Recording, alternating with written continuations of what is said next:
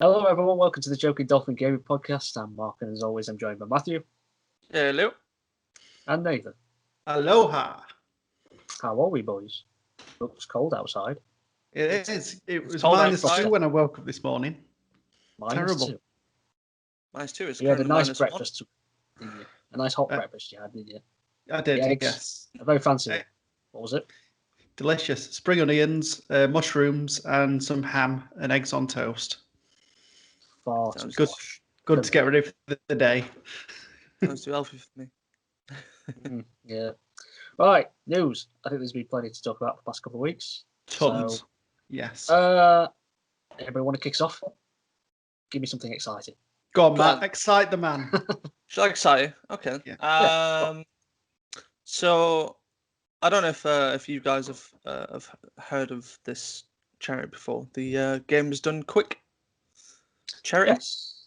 The speedrunning charity where they have many people pretty much speedrun through various amounts of different games, all for the sake of a good charity.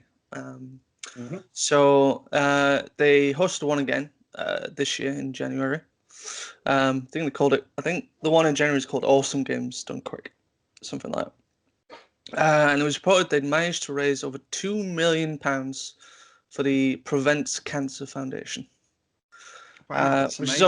is always good. And I mean, usually like the events are like hosted in little places where like they'll bring the gamers all kind of together in one place, and there's like an audience behind them. They can watch them live and stuff. You know, it's all streamed on Twitch and then on YouTube as well, I think.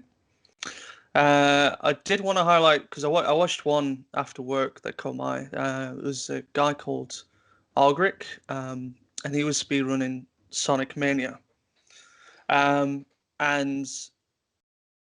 you'd think like when people are doing the speedrunning, you know, they have to commentate what they're doing as well, and you know, tell them like what they're doing, what's happening in the game, and you know, sometimes go back to the host who like reads off some like it's like quick chats or something, or like sponsored chats that people paid in so can read the chat and stuff. Mm-hmm. But this guy was actually quite entertaining about it. He was it was really funny. He's Scottish, I think. He's Scottish.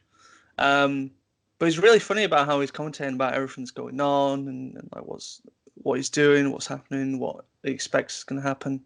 It's really funny. I'd definitely recommend if there's any that you would watch out of what happened this year is definitely his. I could potentially put a link in, or you could just search for yourself. But it's it's a good event for a good cause. So it's always fun watching the games done quick every year. Yeah. Oh, that's fantastic. 2 million. I mean, Wow. we all know times are difficult at the minute, so for everybody that has donated, well done to a great cause. So yeah, it just shows that everyone's still being kind. So it's good to know. Oh, it's wicked. Right, shall we discuss Xbox?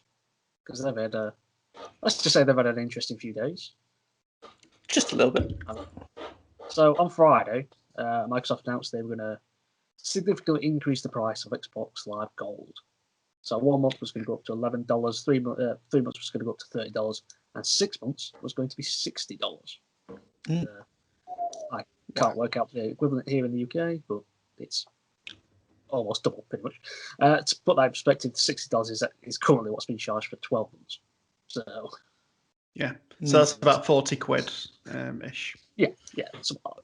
And sorry, I just wanted to check because I do actually have the prices for what it would have been in the UK.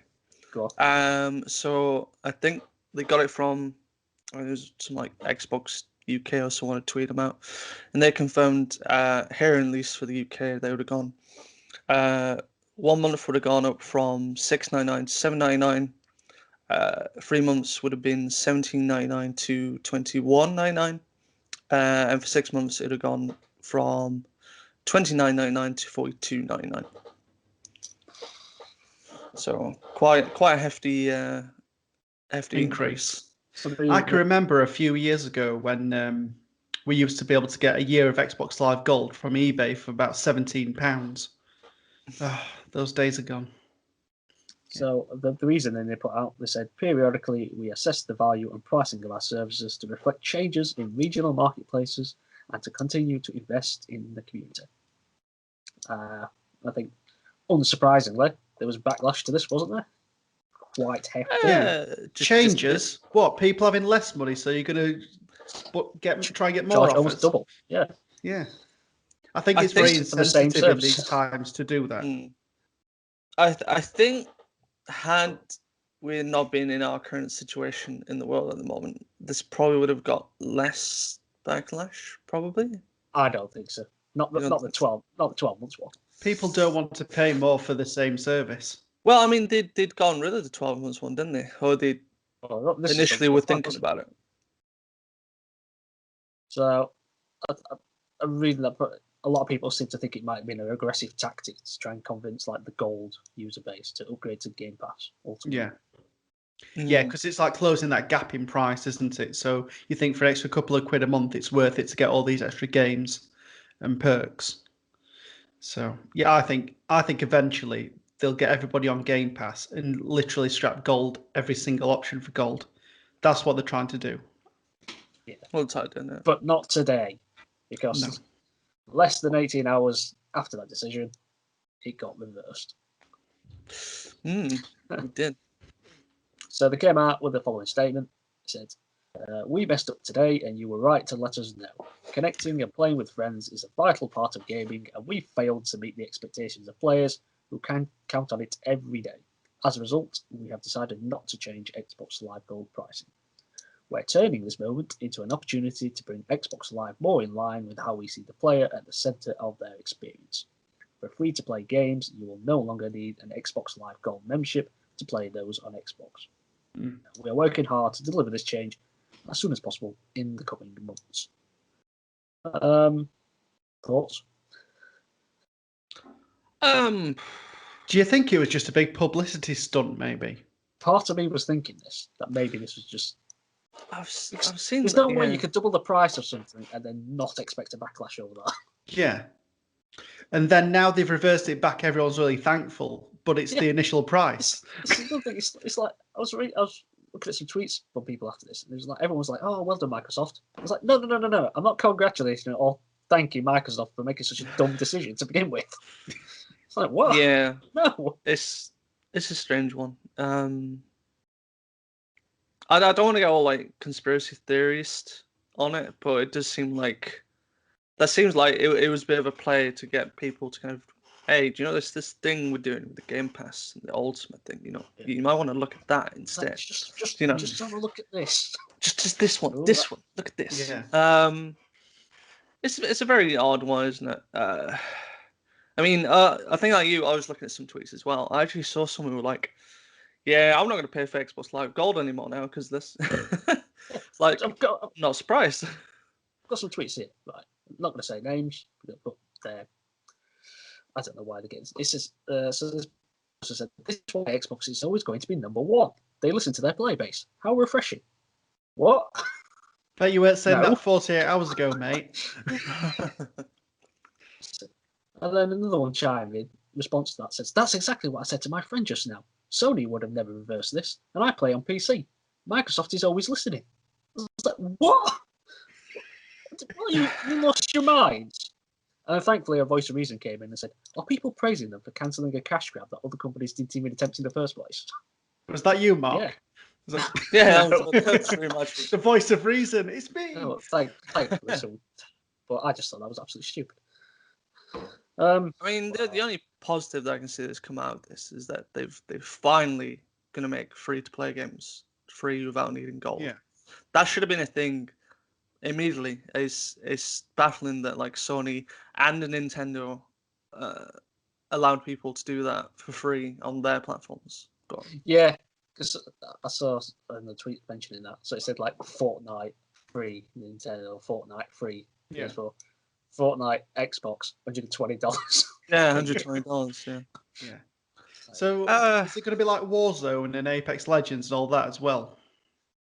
Yeah. Anything that was free to play will be free. So Warzone, Apex.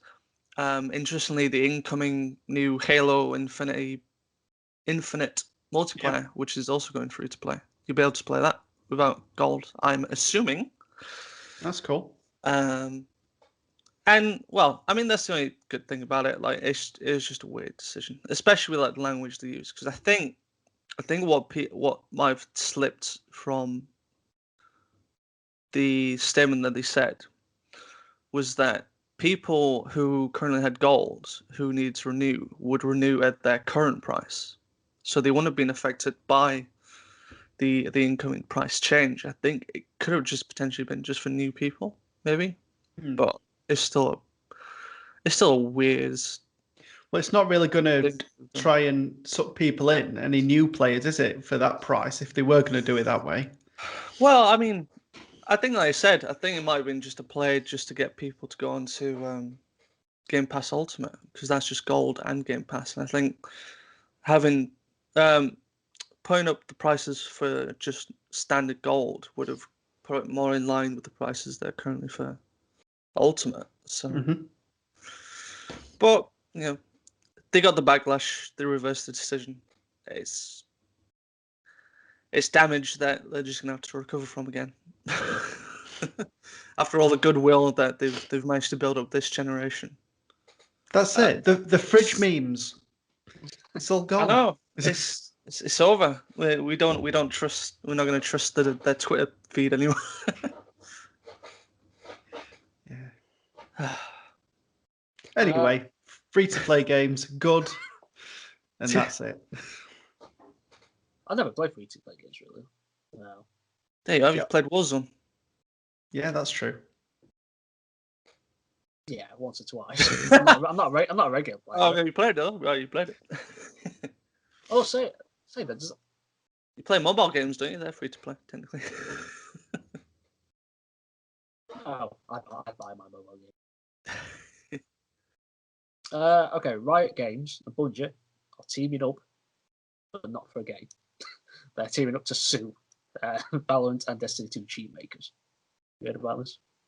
Because remember ages ago we had the Activision Blizzard banning Call of Duty players. Yeah. Well, yet another cheating software has cropped up. This is from an article from Polygon. It says a cheating software creator is facing a lawsuit duly from Riot Games and Bungie for producing hacks for Valorant and Destiny 2, among other video games, according to a complaint obtained by Polygon. Lawyers for Riot and Bungie filed a complaint in the Central District of California court on Friday, alleging that Cameron Santos of Gator Cheats, as well as others, is trafficking in a portfolio of malicious cheats and hacks. It sounds almost like the scalpers, doesn't it? Massive scheme going. Yeah. Oh. And I've just lost the thing. What is it called? Good. Bungie and Riot allege that Santos and Gator Cheats staff sell and distribute their cheat software through a website, but also via email, Telegram. Is that a thing? Telegram? How do you Telegram cheats? Right, it could be like back in the day when you bought them PC magazines, you had to type the code in. Yeah.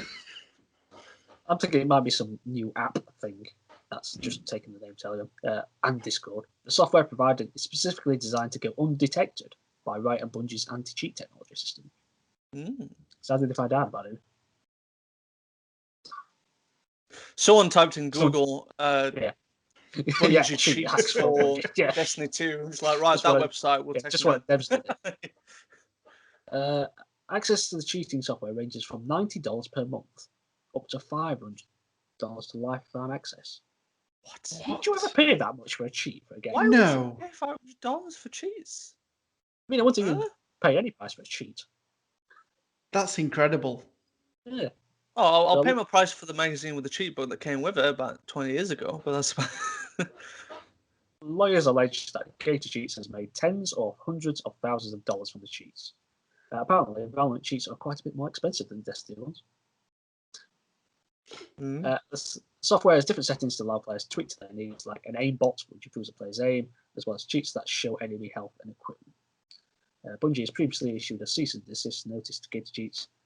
The cheat developer reportedly notified players that it would stop selling the software, but support the cheating system for those who already purchased it. So, yeah. I mean, it comes back to that question again. If you're going to cheat, why even play the game? what enjoyment do you get out of cheating? It's like back in the day when I used to play some of the earlier Pokemon games, I get like an exploder thing, so I could get like infinite rare candies. yeah. That's basically a cheat, so I can level up my Pokemon to whatever I want without having to grind for it. And I just didn't feel any satisfaction out of winning battles because I knew I didn't like earn it. You were just lying to yourself, weren't you? Yeah, exactly. Yeah. I mean, that's how I personally felt, but there might be some people without a conscience out there that want to pay $500 for a cheat just to look good. Just to look good in front of the friends, maybe. Hey, look, that Explorer was wonders. I could catch a Mew in Route 1, okay? I don't care. No, I have to say, right, I don't know much about Destiny or Valorant, but what do you get progression-wise? Do you earn things? I don't know. So what would be the reason for somebody wanting to do this, is what I'm trying to figure out. Well, I mean, I suppose for Valorant, it'd be similar to something like Counter-Strike. It's, it's first-person kind of, shoot 'em up, it's deathmatch. You want to look cool in front of your friends or something like that, or you just want to have a good time. You just put your pad down and that's it. Well, yeah. Just to just sit back and I mean, while it's playing for someone who like might not be great at the game, suddenly get these cheats, and then it's the euphoria of winning and being able to kill everyone and look brilliant. The euphoria of spending $90 a month. Yes. Yeah. I don't know what it would be like for Destiny 2 because they've also got like a PvP, but to use cheats outside of that for stuff like raids and events, I don't see the point. But I don't know. I've never cheated. But for example, let's say you earn new weapons. I don't know if that's a thing in those games, but it's like it's still no pointless because you're using the aimbot to then use for those weapons anyway. If you're going to continually just keep cheating, that weapon doesn't mean anything, does it? Yeah, I can't. I don't get it. It's just weird. But it's the same for like Warzone, isn't it? Like, there's infinite amount of clips out there of like someone's got, I don't know, a sniper rifle and he's shot someone about 200 meters away, even though he didn't see him on his screen, but the aimbot did. And he's he's taking his armor down or something. It's like, what? Ridiculous. Isn't the definition of a game to be played? Isn't that what a game is? Any form of game, you play it. Well, that'd be my definition, but it might not be the definition. That's effort, though, isn't it? That's effort. It's a lot of effort. There are very weird people out there. Any other news? So this might not be news as such, but I thought it was quite funny. So, as you know, I like my memes, and there were this meme, and it said, "Name something a true gamer would never say." So I've taken a few of my favourites, and I just thought I'd tell you what they are. And if you've got any of your own to put in, feel free. So the top one is, "Yeah, I'll use the broken controller." That's true. The next one's, "Wow, this game has no bugs." "I lost because my opponent is simply better than me." "It wasn't the lag, I'm just bad." This one was pretty good. "My girlfriend and I." I can I can play through the lag. Yeah, right. No, I've never said that. "Xbox is better." And then inevitably, PlayStation is better. That's throwing shade, isn't it? All right. And then lastly, console is better than PC. Oh, come on. We all know console. That's true. PC. Come on. That's true. So yeah, I just thought that console was master quite race. funny. That's it. With your flowing long hairs. Well, I mean, it's getting there. So there was another piece of news. So it was revealed what the most wanted game remake was using Google searches. So it's basically ranked the top 10 using Google searches from 2020. Wait. Do you have the list of the 10? Yes. Can we make guesses? Yeah, if you want. Right. Sorry. So what's the question? So using Google search as the most wanted video game remakes. and there's a top 10 list. So I've got the 10 in front of me. Does anyone want to guess at any in the list before we get going? Remakes. Sorry? Frogger. Not there. Remake of Frogger. Oh. That'd be amazing. What era are we talking about? Are these any era, just remakes of games? Is there any Atari games in there? No. Right. Are we talking like PS1, etc. onwards? Shall we say? What's the oldest? Yeah, I'd say PS1 is the old. Oh, wait a minute. Remake. Yeah. I was going to say GoldenEye, but there was a form of remake there, weren't there? Yeah, they did it for the Wii, didn't they? And then I think they had a Wii U version as well. Yeah. Yeah, I think there was it. I think it was they'd remade it and it was just called GoldenEye, and then I think they remade it as like GoldenEye Reloaded or something. I think. Right. Does anybody want to guess at the top game? And then I'll start going through the list. I'm going to say Metal Gear Solid, but there's lots of Twin Snakes in there, didn't there? It's not. They can still remake it though, can they?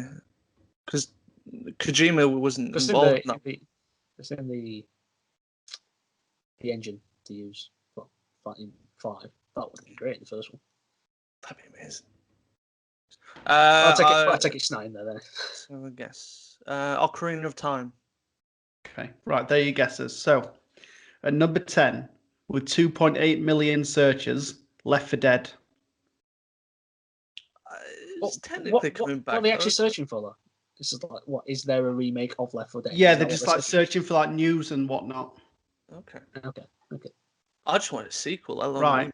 No, number 9, with 2.8 million. Well, 2,892,000. Grand Theft Auto 3. A remake of GTA 3. Yeah. Not going to happen.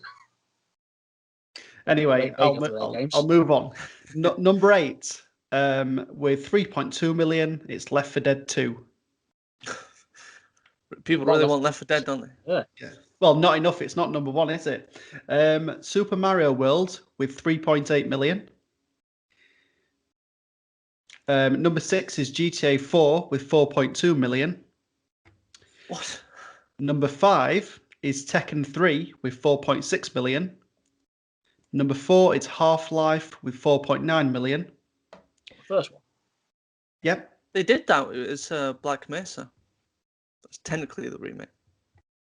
And number 3 with Grand Theft Auto Vice City with 10.5 million. Big jump in. For that. Do people just not have like a good imagination or something? I don't know why people want all these old GTAs. I'd take advice. Right, this is one that I think we could all probably enjoy. Number 2, Bully with 19.1 million.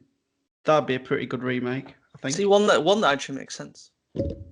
And the last one, you'll kick yourself for this one. Number 1 with 23.5 million searches.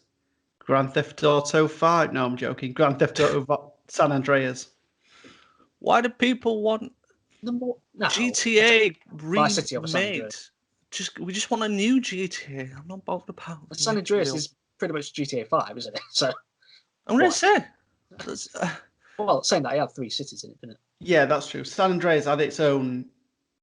It had its own charm to it. I really enjoyed it. It's my favourite GTA. I think it's because I've got that nostalgia for it, but that's just me. I'm very disappointed. No one said they wanted GTA London. Come on, I'd love a GTA London remake. I want a GTA outside of America. Oh, well, they had Chinatown Wars for the PSP. That was kind of in the same top-down style. No, I don't want it in top-down style. I want it remade. Oh, you want a proper full 3D world? Proper remake. Like a proper remake. I mean, I guess you can just go play Watch Dogs there, can't you? Watch Dogs 2. Yeah, that's true. Watch Dogs Legion. Was Chinatown actually set in China, or was it not Chinatown in? I think it was set in like the Chinatown of New York. Yeah, I was thinking that was like pretty sure it wasn't actually in China. No. As much as that would have been cool. All of China in one town. All of China in one town. This is China. Right. Capcom. So they were talking about there was further information on their leaks because you can't get away from this. So No. So this is an article from the Video Games Chronicle. So the Resident Evil publisher first confirmed in November that it had been the victim of a ransomware attack, which saw hundreds of thousands of pieces of personal data stolen from its servers, including the names and addresses of customers and former employees. On Tuesday, the company provided an update on its investigation into the breach, and it confirmed it's now verified that the personal information of 16,406 people has definitely been stolen, up from 9 in November. I presume that's 9,000, not 9 people. Nine people. Yeah. And that includes names, addresses, contact details, and HR information for 3,248 business partners, 3,994 employees, and 9,164 former employees. Wow. Hackers also stole sale reports, financial information, etc. In total, Capcom said it's ascertained that the potential maximum number of customers, business partners, and other external parties whose personal information may have been compromised in the attack is approximately 390,000 people, an increase of 40,000 from the previous report. It's not getting any better for them, is it? I mean, if they can lay that at somebody's feet, then there's going to be some serious repercussions for all this information that's been leaked. If only you could find such an individual. Or group. Or group, yeah. It'll be a group, won't it? It's normally a group when it comes to these kind of attacks, isn't it? Waste of oxygen. That's one big thing. What was Again, that, sorry? it's just They've been playing too much Watch Dogs, that's what they've been doing. yeah, that's it. Should probably tell the group that's... Go on. No, I was going to say, well, Capcom done something else this last week, haven't they? Which I think is something you might be interested in, Matthew. Me? No. Yes. As our resident correspondent on these games, Resident Evil Evil correspondent. Resident correspondent, yeah. Yeah. Well, yes, they did, yes. So, I think it was the Thursday that's just gone. They decided to have their own Resident Evil showcase. Pretty much. Have they done this sort of thing before? Or is this like a new thing? I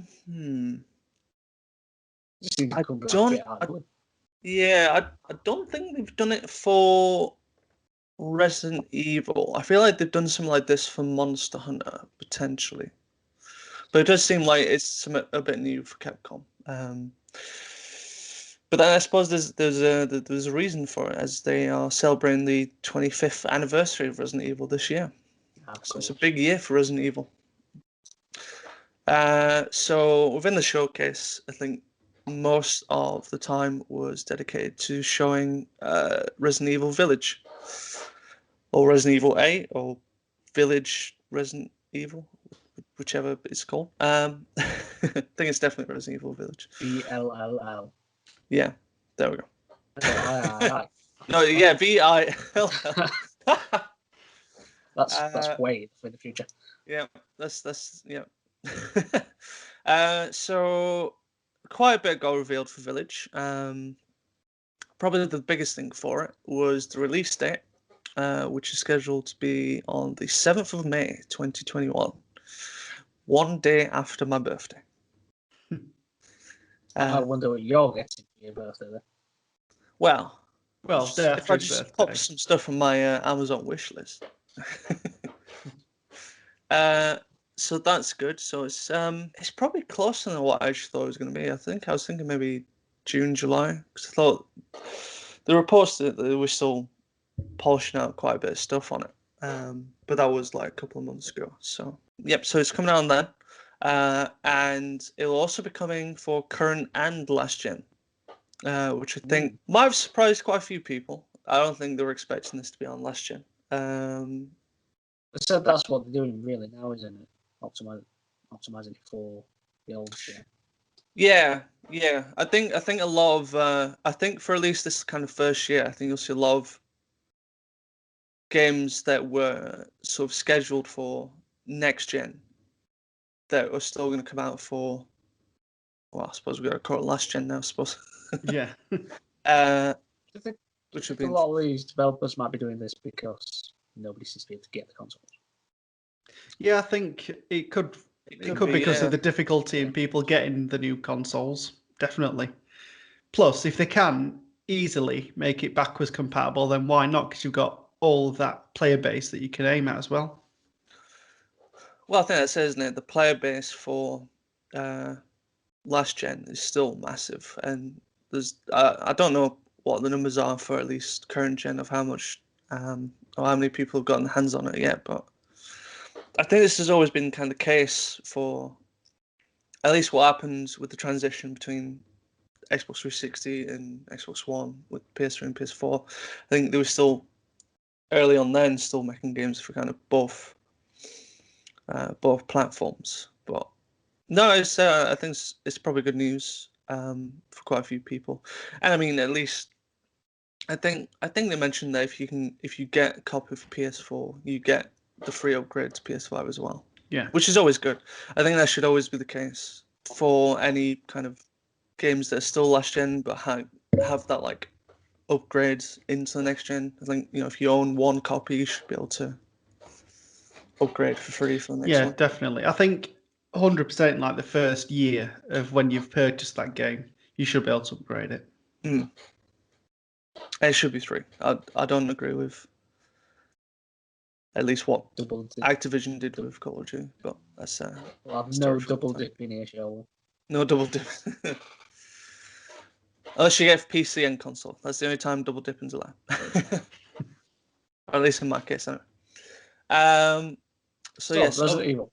So Resident Evil, yeah. So they showed off a new trailer, which revealed a little bit more about the story, about the tall hat vampire lady that the internet had been gushing over since she was revealed. The 9-foot simp monster. Yeah. Which is funny, because like when the first trailer came out and you kind of see her, no one kind of batted eyelids, no one really was like, oh, she's looks like an interesting character, but there's none of this like absolute, I don't know what word to call it. It's just been everywhere on the internet, just because of how tall she is. Like suddenly she's now like the best character in Resident Evil or something like that. It's absolutely ridiculous, but I mean, they show off a little bit of the gameplay as well, which looks good. It does look like, gameplay-wise, it's a bit of a combination between Resident Evil 7, with the first-person kind of stuff, and Resident Evil 4. Because you've got the whole kind of, you're exploring a village, which you did in Resident Evil 4. There's a merchant, same as Resident Evil 4. The merchant looked pretty cool, yeah. The Duke. Big bloke. Very, very large man, yes. Very, very, very big bloke. Which looks like you'll be able to kind of buy new weapons off him, buy ammo, and things like being able to upgrade your weapons as well, which again was similar to what the merchant was for Resident Evil 4. And then also like the inventory system. Very, very Resident Evil 4-esque again, with like a attached case. I think that's how you'd call it. Sachet case. That's probably the word I was actually looking for. Where you can have all sorts of weapons in there, items and whatnot. And maybe again as well, probably something else is you might have like a similar lead up from going to your village into the castle in Resident Evil Village, because the exact same happens for Resident Evil 4. You're going to go from a village to a castle. I hope it doesn't follow completely. It's just a remake. Yeah, I wonder if this is the actual Resident Evil 4 remake, but they've just like spruced it up and done their own thing with it. But yeah, it's I mean, it looks impressive graphically. It looks very good. It really looks incredible. I mean, I'm not going to touch it with a large ball for obvious reasons, but it's incredible. Really it looks impressive. Like, definitely the best looking next gen game so far, I think. Yeah, I watched a bit of like the walkthrough of it. I think it was like under some catacombs or like a jail or something, and it did look absolutely fantastic. Like finding like picks to get into like rooms and what you find while it's there. It's just it just looks really creepy. Yeah. So like towards the end I of was a like big fan of the furniture as well. big fan of furniture. Very detailed furniture. Very detailed furniture. Yeah, so like towards the end of like the village bit, they showed off like the different collections they can get, like collector's edition with the statue of Chris Redfield. And then they showed off that they have a demo that was going to come out pretty much as soon as the event was over, called the Maiden demo, and it was PS5 exclusive. And in the demo, you'd play. It's very much a side. It's a side thing away from the main game. It relates to it, but not like to the actual story or anything. It's more kind of backstory filling for the characters of the castle. And I actually watched a walkthrough of it, and I was just blown away with like. I mean, one, graphically it looks amazing and disgusting at the same time. Because at one point you get to a point where you see like this hand sticking out of a barrel with like I think like blood's coming down of it. I'm not quite sure, but like you start figuring out that initially these barrels were like stocks of this like wine that the main character, the vampire lady, I think she's called Lady Dimitris. Oh, name's gone. It's like Dimitri something. No. Okay. I can't really. Whatever. I should have written it down. Lady D. We'll call her Lady D. Yeah, we'll call her Lady D. So Don't like, do that. The internet's going to get even worse. yeah. I know you end up finding out her first name's like Alcina, something like that. So we'll just say Alcina. It's something like that. You find out like she's been stocking this barrels of wine for ages, and she's got a way of pouring it with something to make the flavor taste really nice and whatnot. And then as you go through, you start seeing that like there's just dead people in these barrels, and you're like, oh, right. So the wine is actually tasty blood. flavour. Yeah, adds tasty flavor to it. Eat it with some fava beans. Yeah, and just watching the demo though, like other than graphically, I think audio as well was used really well. In like a horror sense of like there's things going on all the time. There's noises happening. Your foot, you can hear your footsteps and they're loud. And every time you're like shifting and stuff, you wonder if something's following you or not. But it was really impressive. Like everything in that demo that I saw. It's just nice. Like it's been like what PT was to what should have been Silent Hills. It was a taste of like the atmosphere and what to expect from the full game. So I think Village is going to be absolutely amazing. I think it'll be brilliant. And I mean, they announced in the spring they're also going to release a new demo for all platforms, which I think will be more of a like a proper gameplay. You might probably get to play as Ethan at some point.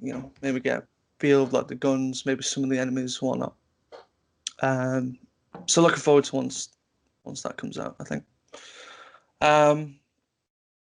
Along with a lot of Village news was a reveal of a new multiplayer game that's coming out free with Village that's called Reverse. So I looked up more information about this on their website because it wasn't quite straightforward what it actually was. Like there's clearly characters. I don't think they really explained it all that much, did they? No, the explanation wasn't very great. It was more of like a teaser, wasn't it? It's like they had a little bit to talk about. There's going to be a Just closed a lot beta. of characters running around. Yeah.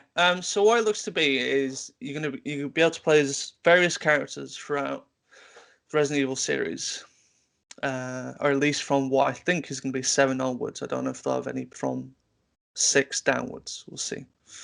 But it's a 6-person deathmatch, basically. And you'll be playing as various characters throughout various famous locations throughout the series. So they showed off a lot of the Raccoon City Police Department from Resident Evil 2 and 3 remake. And the only thing that they really explained, or I wish they explained a little bit better than in the trailer, was that obviously you saw some of the, I suppose, bioweapons that were also in the game. So you had like the giant nemesis was in there shooting his rocket launcher. You had Jack Baker with his, I suppose, scissor saw things flying around. And they also had like a miniature sized, what is it? Like a hunter, I think it's Hunter Bear, I think, which was in Resident Evil 3 remake. And reading from the website, how it's explained is that throughout the game, on a level, there's like files of viruses that you can collect, and when you die, you can come back spawning as a bioweapon. So the more of these viruses you collect, like the better type of bioweapon you end up spawning back as. Which, I don't know, could be good. They showed off a little cell shaded. I wasn't too sure about that. That looks very weird to me. It looked a bit off for a Resident Evil game. Like cell shading and Resident Evil didn't seem to mix. I mean, I saw some of the screenshots that were on the website, and I didn't see the cell shading in those. So I don't know whether that was an artistic design to go for the trailer. It was a bit. I don't think it really worked for me. It was. I mean, I hope not. I hope the game isn't in that effect, because it doesn't look good, if I'm honest. But so does that not particularly excite you then? I'm not sure. I was debating on this one because like I looked at all like the Twitter responses to it, and I think majority were like, "We didn't ask for this. Like, why are you doing this?" And I think it's just because like they've done decent co-op or multiplayer style Resident Evil games before. Like I think one of the first ones they did was Outbreak, which was basically like old style Resident Evil but up to 4 players with an actual story. So you're playing through like Resident Evil with 4 players, which was cool. I mean, at the time when they did it for the PS2, the internet wasn't great, so everyone kind of just wants that again. Or if not that, kind of the Mercenaries mode that's been in, I think it was Resident Evil. I think it's first appeared in Resident Evil 3 up to 6, and that was really good because that's just like a very short. You got short levels. You got like 5 minutes, and it's like a horde thing where you just kill as many enemies as possible, which is fun, and you can do in co-op. And then they also had like a raid mode in the Revelations games, which was like a variant on Mercenaries, which is kind of cool as well. But they seem to want to experiment with their multiplayers now. Like they did Resistance with Resident Evil 3, and I enjoyed the concept. I enjoyed it for the first few weeks that I played it, but then I think when things got too powerful, like the actual meta of the game was too broken. So it was an interesting idea. I liked it, and I'll give this a go as well. I always like it when people try new things, new stuff for the series. Be experimental. Don't just be don't play it safe stale. all the time. Yeah, don't play it safe. But at this moment, it's a bit. Well, we'll see. I'd like to see more information on that one. And then they showed off a little bit more of, I think it was Infinite Darkness, the animated Netflix series. That does look good. They explained that it is set sometime after Resident Evil, somewhere between Resident Evil 4 and Resident Evil 5, I think. Which is an interesting place to pick, but there we go. So that's good. And then I think the last bit was that Ubisoft is going to be helping celebrate the Resident Evil 25th anniversary by adding some cosmetic items into the Division 2, which I don't know what to think about. I mean, it'll definitely make me random. I mean, if they announced that there was some sort of like zombie mode that came into the Division 2 because of it, I'd be like, "Ooh, I'll definitely try that, see what it's like." But at the moment, it's just kind of cosmetic stuff. So like, you can log.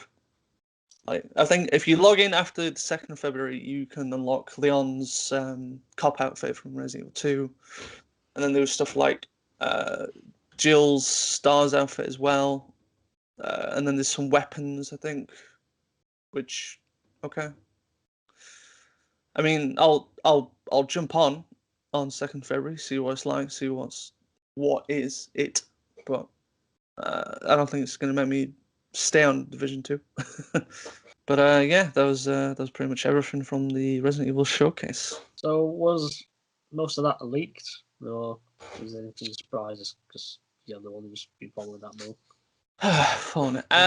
Surprise? Probably not. That's something. I think the look of how everything looks quite Resident Evil 4-ish was a bit of a surprise. I don't think I was expecting that. How it was going to be kind of a combination of both. The announcement for the games coming to last gen wasn't a surprise. I think that was something that wasn't even from the leaks of what came from the massive Capcom stuff. That was just from a normal leak who's kind of stopped doing that kind of stuff now. But he'd kind of heard it was going to be on last gen, so that wasn't much of a surprise. I mean the Resident Evil multiplayer, I think, was just because it was just something different. Don't like. Some Resident Evil titles got leaked what's coming in the next few years, but we don't know what they are other than their titles or potential titles. So that was a bit of a surprise. Nothing was too much of a surprise. But I'm definitely looking forward to it. I think this was definitely the strongest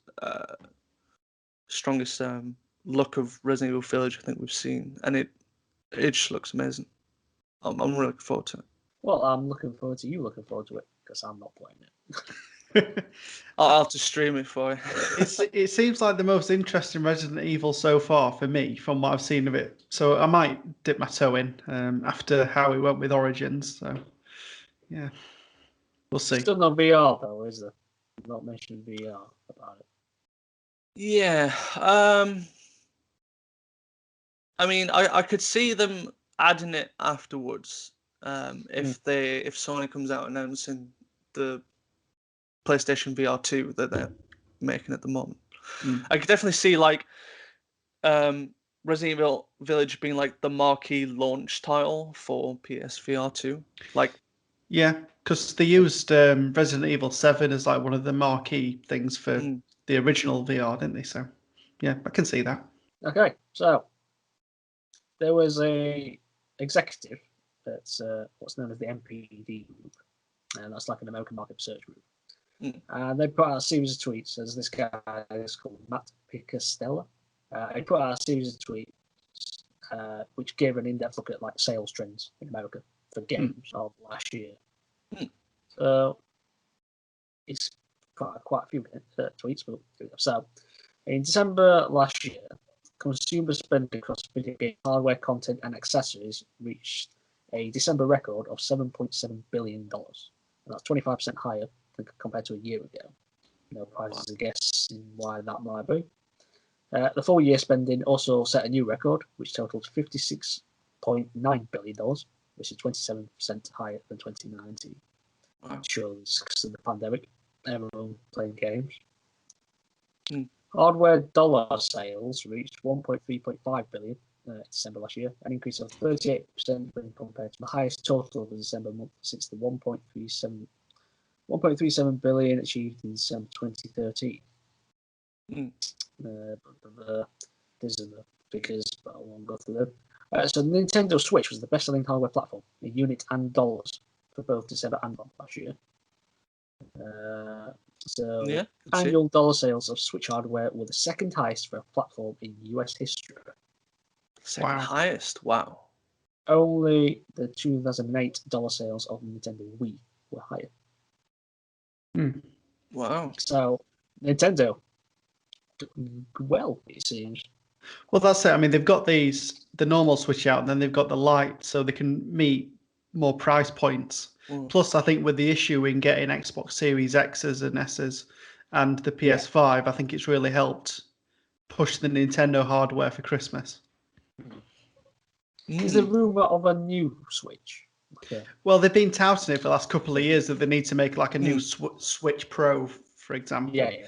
That like update the frame rates and the resolution to 4K and all that, but there's nothing concrete yet. I'm hoping that they'll bring something out around February, March time, maybe, because then I think the Switch will be about 4 years old. Is that right? Something like that. Is it 3 or 4 years old? I can't remember when. 3. Yeah. I think it was 20. Oh no. Might be 4 actually. Was it 2017 that it came out? March 3rd, 2017. Yeah. So so it'll be 4 years.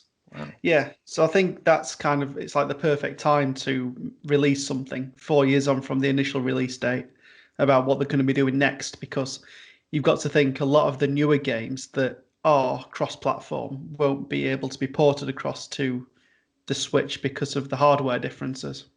Because it does like drop frame rates on games like The Witcher 3 at the minute, so they've got to be doing something in terms of a revision for me. PlayStation 5 finished 2020 as the second best-selling console in dollar sales, while PlayStation 4 ranked second in units sold. So PlayStation 5 set a new dollar sales record for PlayStation hardware through each platform's first December. Moves on to the games. So Call of Duty Black Ops Cold War was the best-selling game of both December as well as 2020. Wow. Surprise. While Modern Warfare was 2020's second bestseller. Call of Duty back on top. Call of Duty ranked as the best-selling gaming franchise in the US market for a record 12th consecutive year. 12. Wow. I mean, it is a high seller, but like, just to have that longevity. There's been some rubbish games in between now and 12 years. It just seems strange that it'd keep that kind of level of consistency. But it's strange as well because like same people just buying every year, innit? But they had a lot of backlash though. That was it the year that they revealed Infinite Warfare, and then when they mentioned, we're gonna have Modern Warfare remastered on it, but you've got to buy Infinite Warfare to get it. Like I'm sure they got a lot of backlash, but it still somehow sells better than any other game in the US. The US loved their first-person shooters. Call of Duty. Animal Crossing New Horizons was 2020's third best-selling title and the sixth best-selling game of December. In 2020, the title achieved the highest physical dollar sales for a Nintendo published game in a calendar year since Wii Fit Plus in 2010. Wow. Wii Fit Plus. It just seems so random. Yeah, I was like, Wii Fit Plus. What? Okay. Cyberpunk 2077 debuted as the number 2 best-selling game of December and the 19th best-selling game of 2020, despite the lack of digital tracking. The Last of Us Part 2 finished 2020 as the year's 6th best-selling title overall. It now ranks as the 3rd best-selling Sony-published game in US history in dollar sales, trailing only. Can you guess the other two? Is it Uncharted 4? No. The Last of Us Part 1? Think about the ones that are your favourites. It's got to be Marvel Spider-Man. Yeah, that's one of them. Oh, yeah. And what's the one you love? God of War. There you go. Yes. Just both of them. Half of the top 20 best-selling games of December last year were published by Nintendo. Really? Wow. Still pumping out that good stuff. So of all platforms, here's the December 2020 top 20 sellers.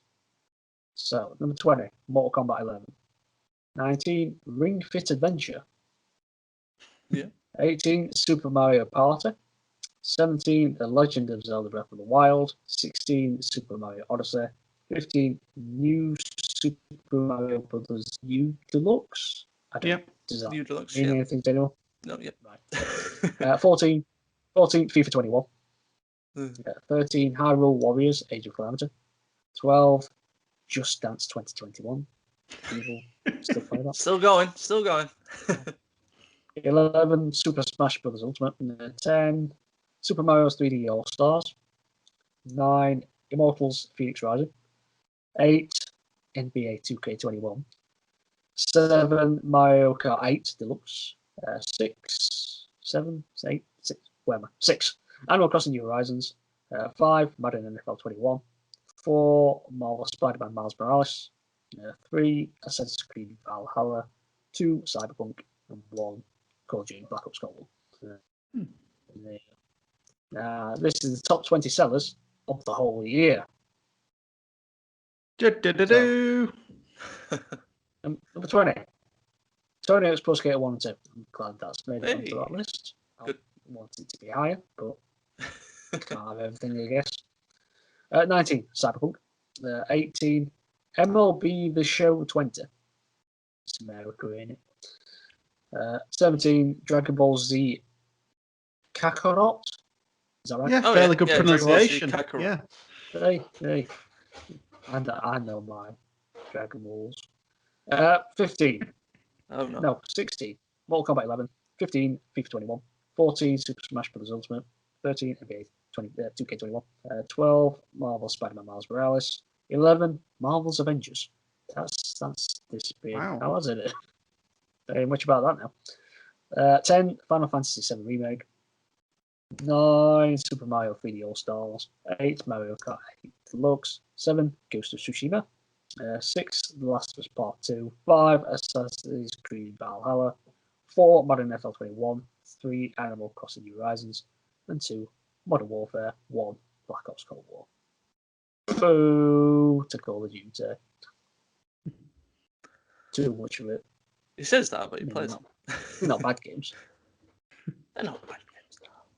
I'm surprised Mario Kart is I could still go through the list selling for each so, platform, but I don't need to so look at far.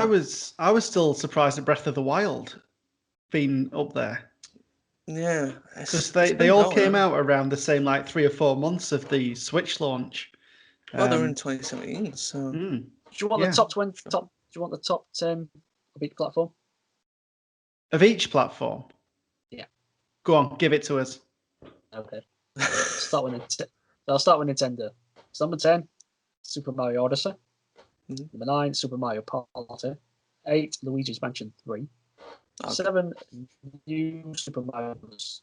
New Deluxe. 6, Legend of Zelda Breath of the Wild. 5, Ring Fit Adventure. 4, Super Smash Bros. Ultimate. 3, Super Mario 3D All Stars. 2, Mario Kart 8 Deluxe. And 1, yes, sure. Animal Crossing. Animal Crossing, yeah. Right. Xbox, top 10 of last year. 10, Tony Hawk's Pro Skater 1 2. 9, Dragon Ball Z Kakarot. Got that one wrong. Carrot. Carrot.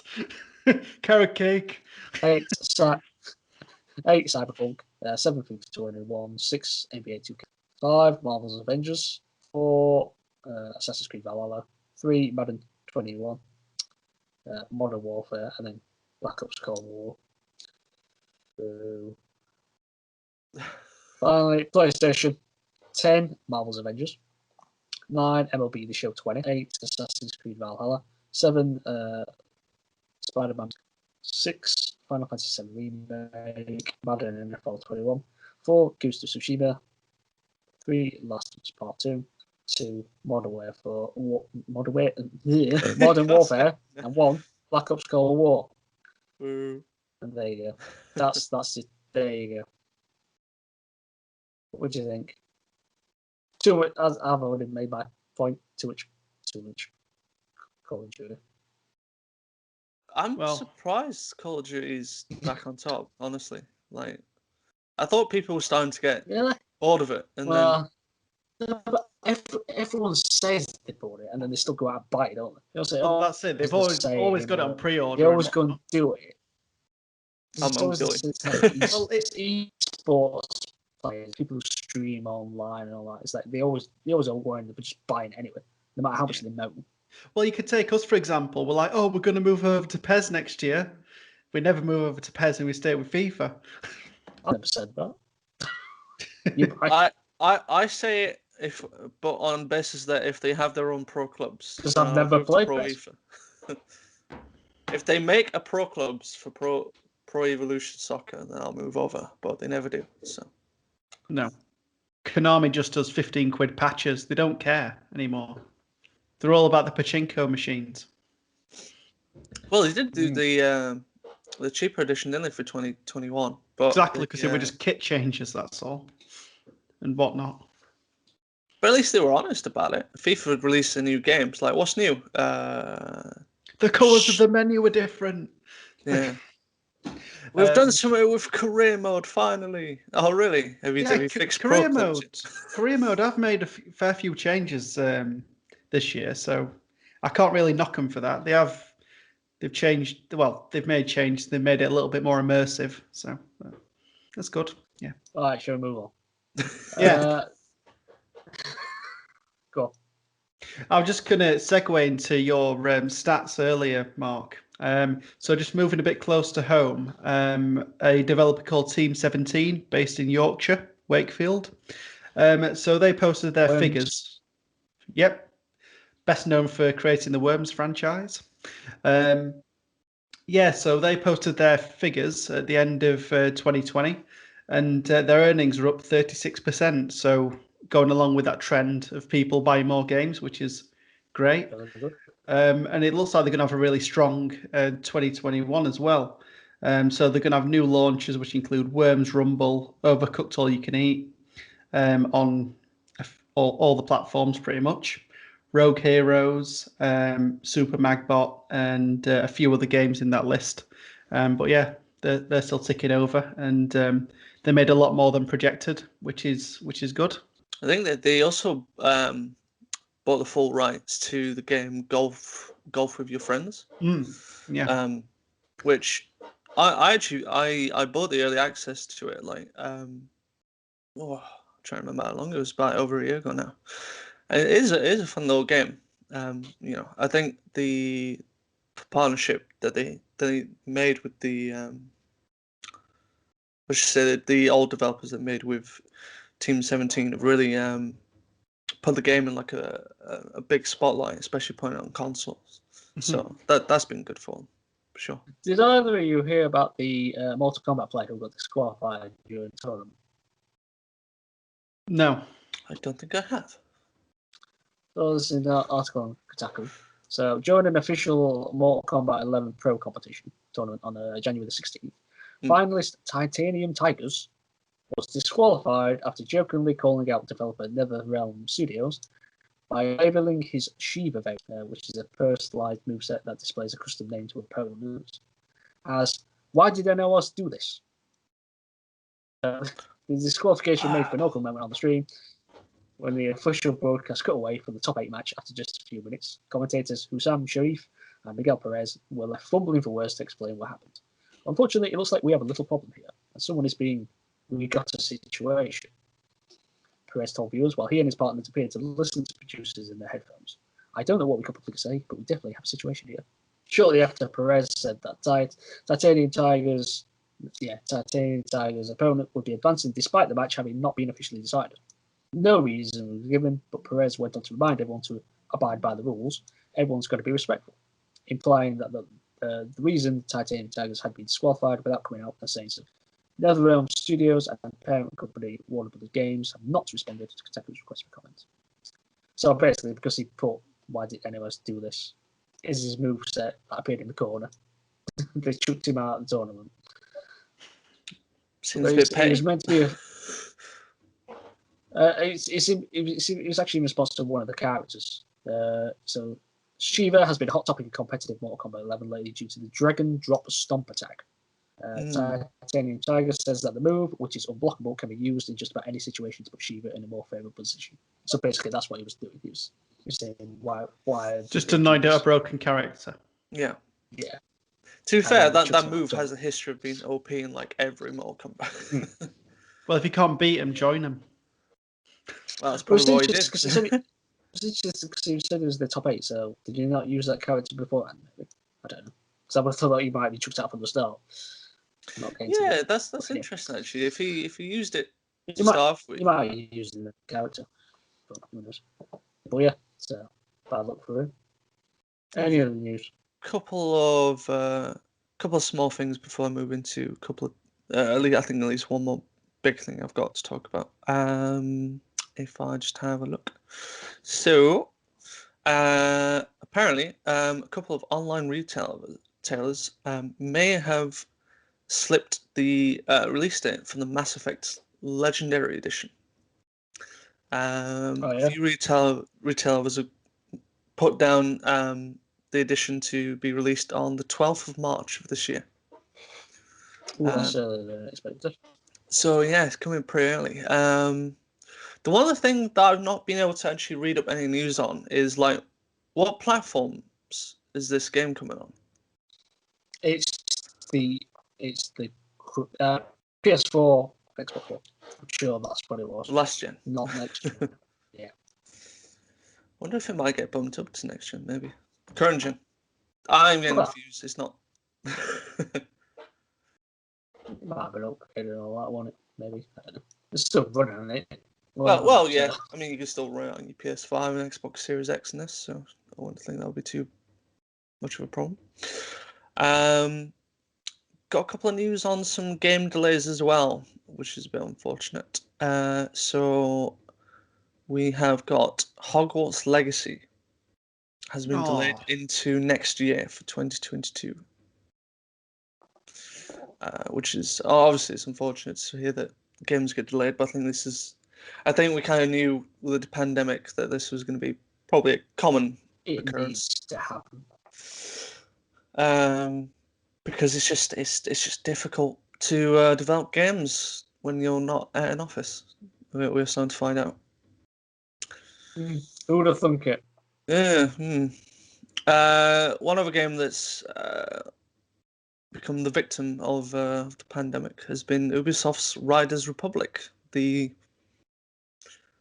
extreme sports racing. I would have thought they would have chucked that out either way. I think it was due sometime early this year. I think it might have been like February or March or something like that. But they've just said they've had to delay it until a time later this year. Nothing specific, but apparently it'll still be coming this year.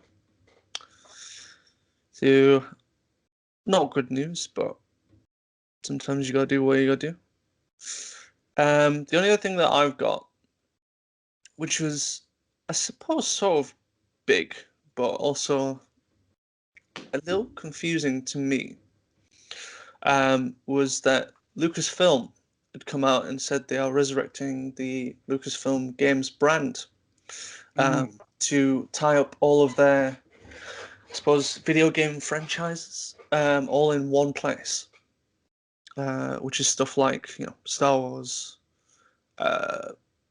Indiana Jones, Tales of the Monkey Island. I think Tales of Monkey Island. I think that was a Lucasfilm as well. What came with that announcement? Well, it was LucasArts, weren't it? Yeah, it was. Well, it started off being Lucasfilm Games, and then they rebranded to LucasArts. Because they did Grim Fandango. Yes, Grim Fandango. Yeah, they did quite a few like point and click adventure stuff, didn't they? Yeah, so they were big in that. So along with that announcement came the reveal that Machine Games we were working on a new Indiana Jones game. It's going to have Todd Howard, who is famous for the Elder Scrolls and Fallout series, as an executive producer. So whether Xbox exclusive. Yeah, this is going to be interesting if it is, because I remember the last Indiana Jones game, or like at least like third-person kind of platform that came out. That was on. I played on the original Xbox. I thought it was actually alright. It wasn't too bad. But it could be an interesting fit. Machine Games. Did Wolfenstein. Love the Nazis in their games, so. They got history. Well, I suppose it's a good fit, maybe. Be interested to see what type of game whether it'd be like. I couldn't imagine first person, but I suppose we'll see. That wouldn't really fit in Indiana Jones, I don't think. It's supposed to be an adventure, isn't it? That's it. It's very well. It's Tomb Raider, isn't it? Pretty much. Yeah. Well, you got to think like an Uncharted style. Yeah. Yeah. Shame that Naughty Dog didn't get hold of it because they would have done Indiana Jones pretty well, I reckon. I just reskin Nathan Drake. Just reskin him. That's it. Put his laser jacket on his hat and give him a whip. Job done. Yeah. Along with that, though,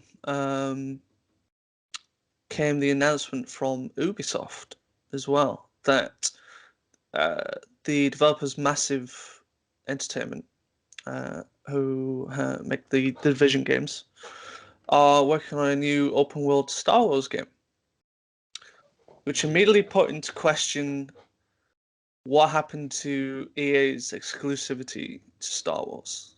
Well, I think it seems like they've lost it, hasn't it? So,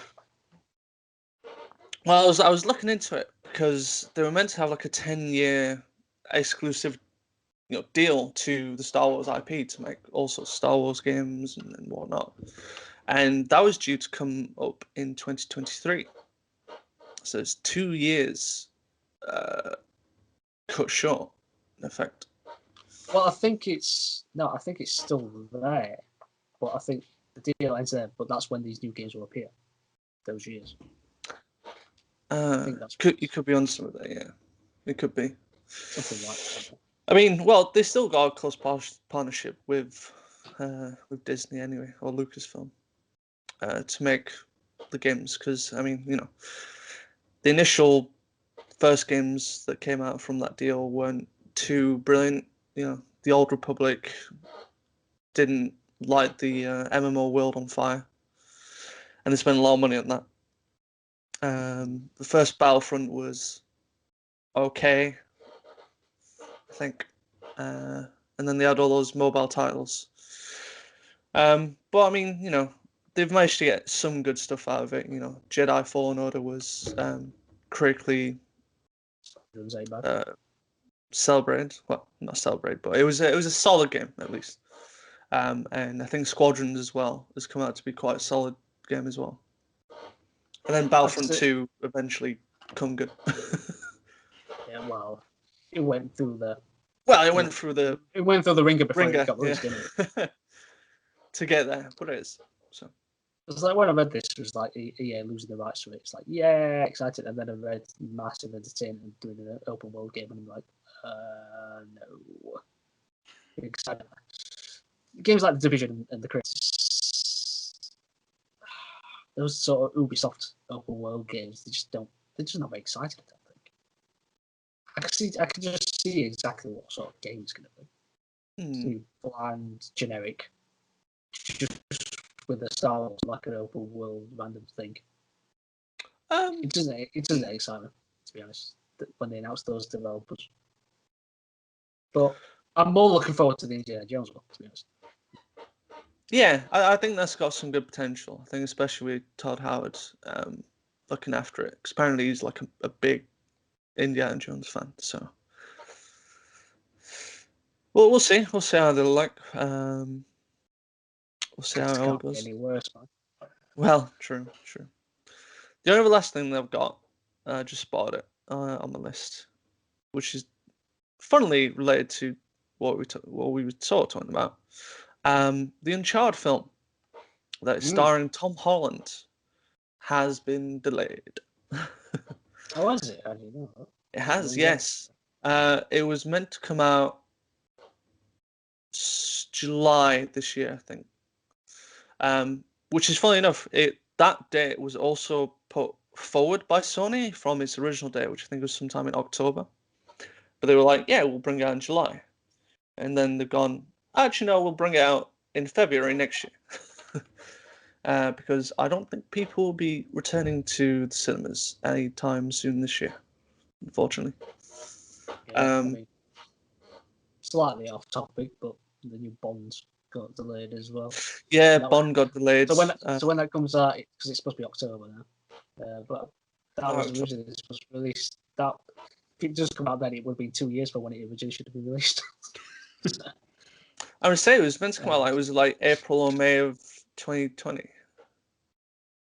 It was pretty close to like coming out, wasn't it? And then I think no, it's supposed to be no 2019. I think originally released it. 2019. So that's when it's obviously in October. It'd been nearly 2 years.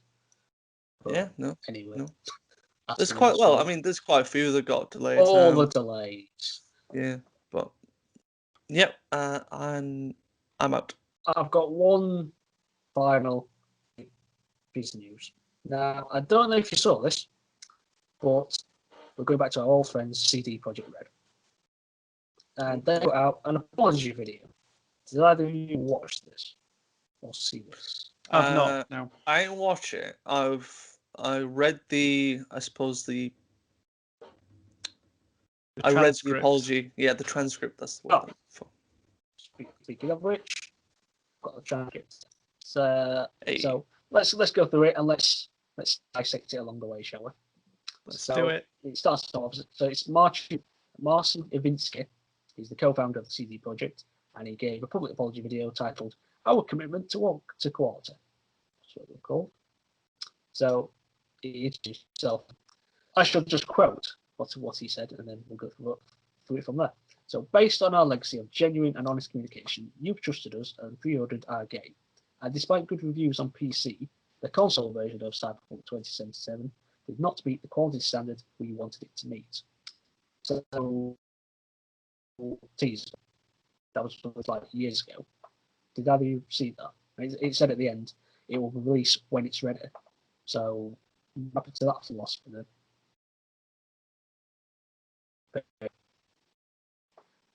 Karen, I and the entire leadership team are deeply sorry for this, and this video is me publicly owning up to that. Please don't fault any of our teams for what's happened. They all are incredibly talented and hardworking. Myself and the board are the final decision makers, and it was our call to release the game. Although, believe me, we never intended for anything like this to happen. I assure you that we'll do our best to regain your trust. So, hold on just there. I think we all know it's leadership to blame, don't we? Well, they're the ones that put the date in and said this is the date that it is going to be released, regardless of what state the game's in.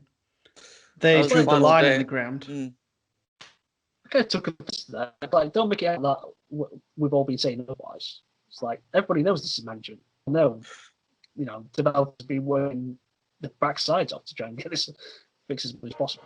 So I think what was the most annoying thing was that I can't remember who it was at CD Projekt Red. I think it was someone fairly high up. But they're like, I think it's sort of like, was it like a few weeks or like a month away from release? They were talking about how surprisingly well the console version of the game ran, and it's just like, take that statement and like apply that to how the console version actually came out as. Like, what was surprisingly well about it? It's just that term, surprisingly well. Yeah. Why would it be surprising? Why would it just run well? Why was it surprising? Like, what was surprising about it? Like, it's just so it's just so badly managed, this whole thing. I don't know how he balls it up as much as they have done. I don't know how they've done it. Okay, so he continues. Now I'd like to tell you how the situation looked from the inside. Cyberpunk 2077 is huge in scope, and I'm not only talking about quests or things you see at first glance. I'm talking about a multitude of custom objects, interacting systems, and mechanics. In the game, everything is not stretched out over flat terrain, where we can make things less taxing hardware-wise, but condensed in one big city and in a relatively loading-free environment. On its own, this is a challenge, but we made it even more difficult for ourselves by wanting to make the game look epic on PCs, and then adjusting it to consoles, especially old gens. That was the core assumption. You think it'd be the other way around. You get it running well on the things that aren't as powerful, and then build it from there. It just seems like they've got that totally wrong. Yeah. So if you do it well on the consoles, then you can just improve it PC, can't you? Yeah, that's it. I mean, you can change this. It'd still be a good game, wouldn't it? I don't think game development's ever been like that though. Like you get it working. I think it's always been you get it working well on PC to the point that you want it, and then you always downgrade it then to consoles. But I think it's clear. I think maybe if we didn't have this pandemic, things would have probably looked better for them. They'd be able to, get a console version working to a point that is at least not as many bugs as what it came out as. But I don't know. I'm not. I don't know the inside workings of what happened with CD Projekt Red. It goes on, and things did not look super difficult at first. We knew the hardware gap, yes, but ultimately, I think that time has proven that we've underestimated the task. Really? I think. Sure, that should have been recognised a long time ago. I don't buy that statement. Yeah, this game's been in development for a very long time. They should have known. Well, and they've developed games before, obviously. There's been contrary news to that. That apparently it may have been only about 4 years development, full time. Yeah, I heard something about that. When did they announce it? It's 2012, I believe it was announced. It was like 2012, wasn't it? They announced it, and then I don't think full development happened until 2016. I don't think. Well, that's what's been reported. Whether it's true or not. It's been reported. But 4 years is a very long time still. Oh yeah, but 8 years is. It is. I think for the ambition that they wanted for Cyberpunk, I don't think 4 years is long enough. That's the thing. Anyway. Right, it goes on. To give you a concrete example, and the main culprit, we had to constantly improve our in-game streaming system for old-gen consoles. Streaming is responsible for feeding the engine with what you see on screen, as well as the game mechanics. And since the city is so packed and the disk bandwidth of old gens is what it is, it constantly challenged us. So why didn't they just knock that on the head? I don't understand why they just. Well, okay, we do know it's the money, isn't it? But it should have just done it for next year. Well, they could have just delayed. If it clearly wasn't working, yeah. Like they made enough from the PC sales. They didn't need. Well, that's it. They were adamant about getting it out in this holiday period so that they could get the Christmas sales, and that's it. They were never not going to release it when they did. I don't think, and they didn't. At that point, they just thought we'll get it out and then see what happens from there. I think. Yeah, fix it up. Yeah, I mean we've seen that it's really good on PC, but well, it's just a shame about everybody else. Every change and improvement needed to be tested, and as it turned out, our testing did not show a big part of the issues you experienced while playing the game. I don't believe that for a second. In fact, looks like they need to expand the QA team then if they didn't see any of these bugs. Yeah. I mean, that's a difficult one. I've heard of bugs that developers haven't been able to find that, through a mass amount of people that play it at home. I've heard of that, but that's it's a bit of a stretch for like how much that game was broken. Like, so did no one notice the frame rate issues on the old consoles? Is that what they're saying? Sure. Clearly not. As we got closer to the final release, we saw significant improvements each and every day, and we really believed we'd deliver in the final Day Zero update. Again, I can't believe that for a moment. There's solve the old problems. No. I mean, for him to say that, there's got to be a serious lack of communication internally for him to believe that that was the case. Maybe. Now let's talk about the review process. We started sending out PC review keys in the first days of December. On launch day, December 10th, we hit the ground running with a really good start on PC. While not perfect, it's a version of Cyberpunk we're very proud of.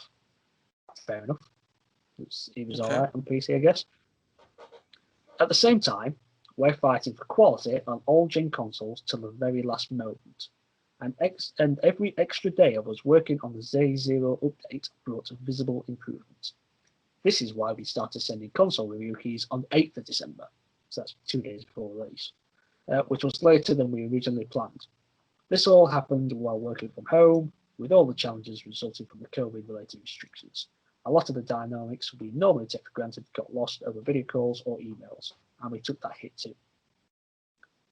Okay, so it must have been quite obvious the game wasn't in a fit state for quite some time then.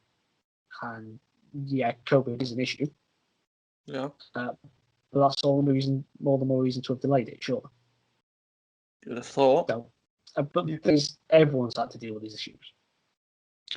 And well, other companies have delayed them because they understand the issues. But then he went on to show like a roadmap of like, you know, what the upgrade schedule is going to be. So the updates will take priority. There'll be regular updates, and DLC needs to be pushed back. And the next gen upgrade is slated for the second half of next year. But no, let's be honest, nobody's interested about that at the moment. Just get the base game right, please. DLC. And he finishes the video off with this. I'd like to end this video by showing you that we treat this entire situation very seriously and are working hard to make it right. The guiding principles of our company are still core to what we do. We still want to make amazing games and to have open communication with you, our players. We need to improve on that. For now, our immediate focus is to work hard on making sure you enjoy Cyberpunk 2077 regardless of platform. Beyond Cyberpunk, we have many plans for the future, which we will share more about when we are ready. Thank you for taking the time to watch this video. Thoughts on all that? It's just still not good. No. I mean, it's better than having no communication at all. So I give him props for coming out and actually saying that. That's something. I appreciate it. Well, but at the same time, it shouldn't have got to this point. Do you know what I mean? Like, they shouldn't have had to apologise. Something was good, but like they kept everything hidden before the release, and then suddenly the proverbial is it fat, shall we say? After the release. This is it, isn't it? Some of them want to talk to anyone. It's like I could understand why they probably didn't want to delay any further, because they probably got a lot of pushback from their shareholders, who are currently trying to sue them. This is about the whole shareholders thing. It's like who's pushing who here? So were the shareholders pushing management to get the game out, but were they doing that because the management was saying that the game is ready? Clearly, it wasn't. Well, that's something that they'll never tell us. Was it the shareholders saying to the board that realistically this needs to be out by Christmas, so that we can break that money in to push the share price up? Well, it depends on if management was saying the game is nearly ready, or whether they were just lying. Well, it's up to management to tell the board how it is, because they're the bridge between the board and the rest of the company. So obviously, we don't know. We don't know if they had delayed it. What would be the shareholders' response to that? Personally, as a shareholder, I think I would have been fine with that myself. But what can you do? Yeah, it's a complex situation with a lot of threads going through it. I don't think there's. You can't lay the blame at just one person. Yeah, I think there's a lot of different facets that, as part of. Sorry for cutting you off. No, that's fine. I think there's a lot of things involved with this that have really just been like the perfect storm of crap, really. Like between the shareholders and the management team, the development, and maybe it not being tested quite right. And it's all come to a head where they've just released a game that's just simply not ready yet. And I think they've paid the price for it with all of the refunds, having to remove the game from the store, the slashes in prices that we've seen on the game now, because I think you can pick it up for 20, 25 quid, which is about half of what it initially retailed at. Especially my takeaway from this is that management pushed developers over the limits. So we there was this whole crunch thing, wasn't there? The working 6 days, etc. Mm-hmm. Clearly pushing everyone to work their backsides off as much as possible. They've probably gone to shareholders and say, "Oh, look, we're working so hard on this. This is going to be ready in such and such time." Clearly, it isn't. Shareholders have gone, "Yeah, great. It looks like this is all fine." And then obviously management released the game. Clearly not fit. I think that's all over the place. I think that's the point as well. Did management show the shareholders the PC version and hold the console version away from them as well? Because I think that's an argument for why they want to sue them, because they weren't shown. Surely it must be the case. Maybe they just saw what we saw. Probably, yeah. I don't know. It's just a whole bunch of bad things that happened that shouldn't have happened. Well, definitely for a company of their pedigree, for what they've done in the past, they should be at a stage now where they know what they're doing, and this should not have happened. Well, it's a hard lesson that they're gonna have to learn for the future. That's for sure. I don't think they're quite EA Activision levels of hate just yet. They've not released as many games to get that kind of stuff, but there's certainly going to be an emphasis on the next game of there's going to be a lot of close eyes on this, and you better deliver this time. Yeah. A lot of this, it just feels like No Man's Sky to me. Just the way all these promises about the game being ready and so good. It's far worse than No Man's Sky. At least No Man's Sky was an indie thing. Yeah, well, it doesn't matter. It's still, he came out with all these promises and it just wasn't where it needed to be. It just parallels that. Well, to be quite honest, this is going to be controversial, but I blame the players for that because I think they made the hype up themselves in their heads for that. Because when I saw No Man's Sky first shown, I didn't think it was very interesting. I didn't see what people were so excited about it for. But I think the players do have to take a certain amount of blame for the hype that it got, but it is what it is, unfortunately. But that's got better, that game. So well, that's it. Oh yeah, to the point that it's the best ongoing game that I predicted correctly. That's it. You're never gonna let that one down. Yep, not gonna let that down. But yeah, I guess we're just gonna see what the reaction is from now on. Yep. From CD Projekt. Just keep an eye on the. Can't get any worse, can it? Unless they go bankrupt from all these. Being sued all this time.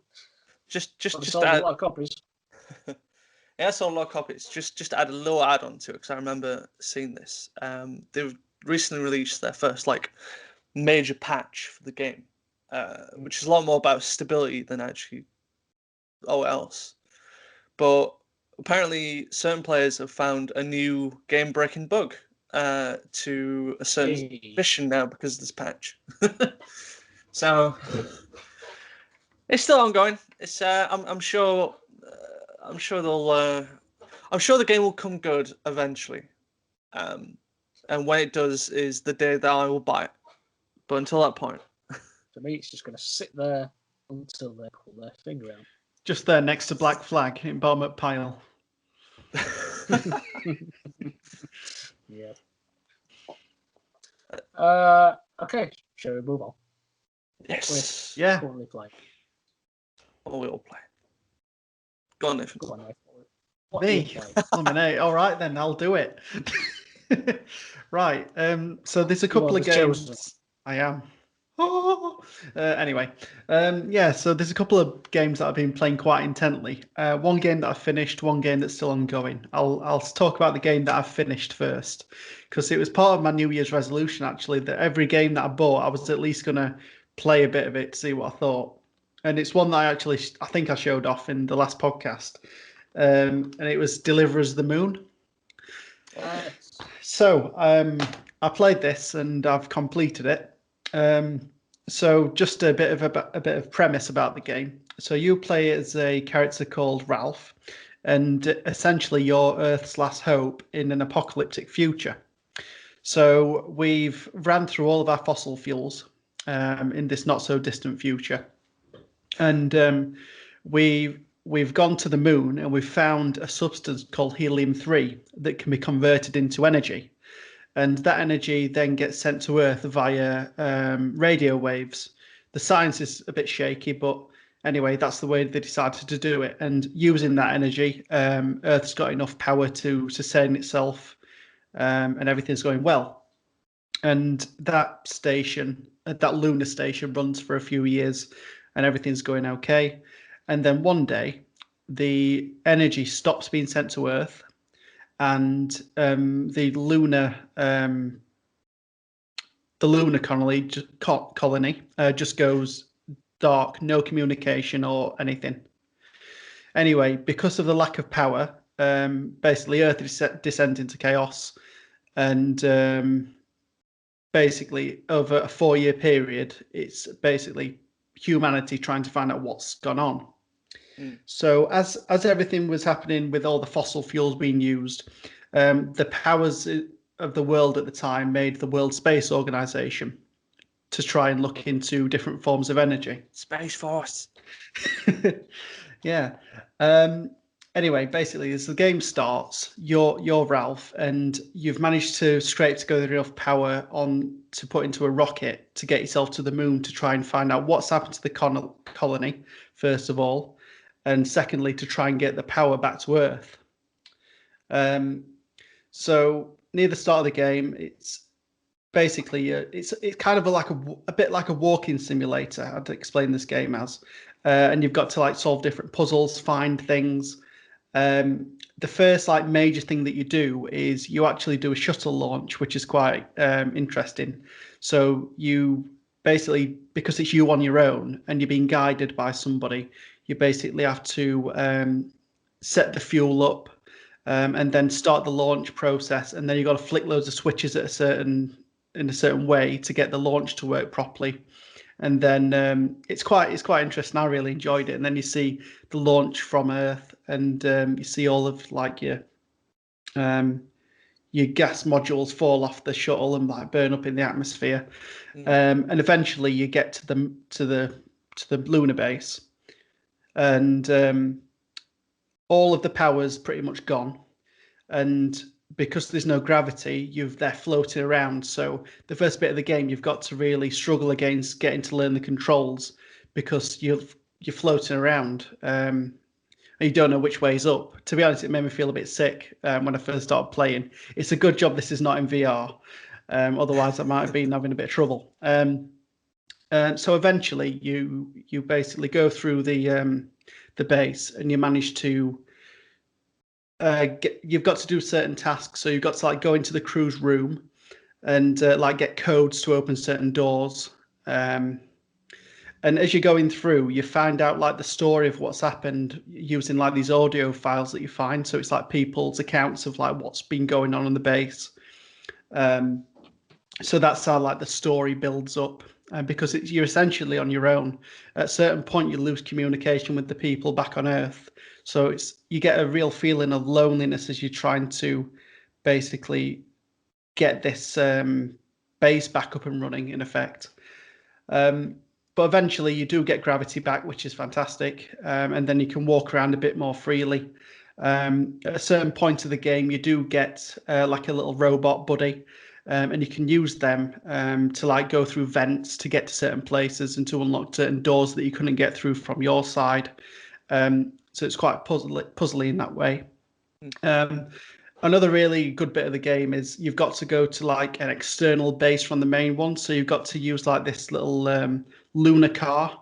So you like zipping along the moon's surface, and as you know, the gravity is not as much as it is on Earth. So you're like flying off somewhere. It's absolutely fantastic.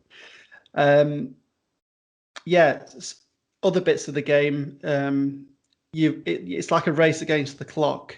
So some bits of the base don't have any gravity or air, so you've got like a 3-minute time limit to try and get to some part of the base that does have air that you can breathe, or you can find these little air modules to try and like prolong it while you can get to a point where you've got air to breathe. So that's quite intense at times.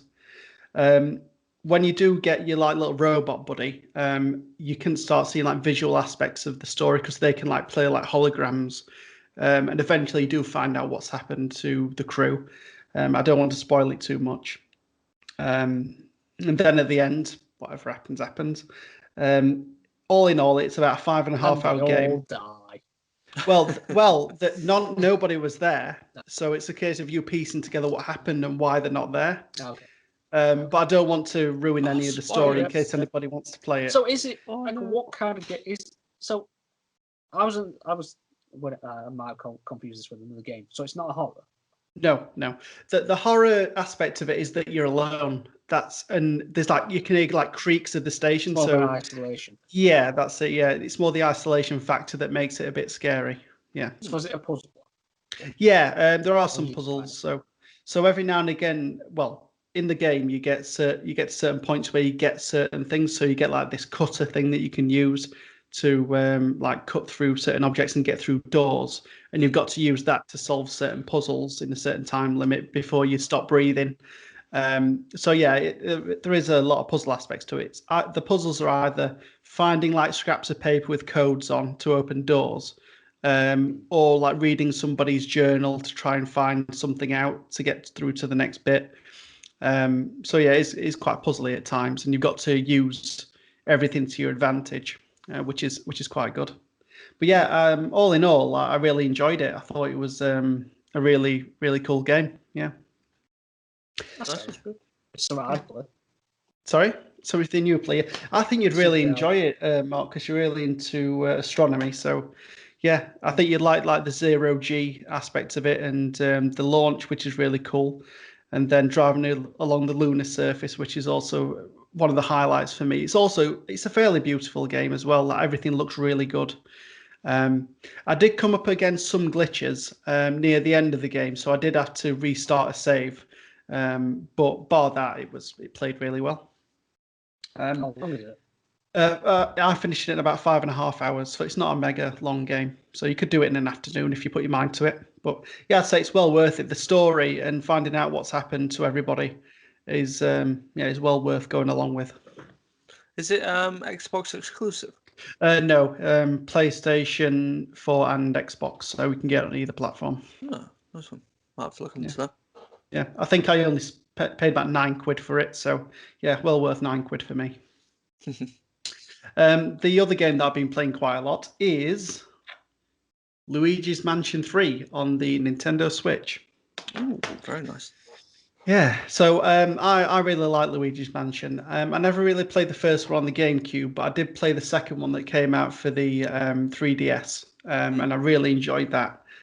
So I thought, oh, I'll get this. I actually got it as one of my Christmas presents. So again, going into my my New Year's resolution of trying to play all the games that I've got. So yeah.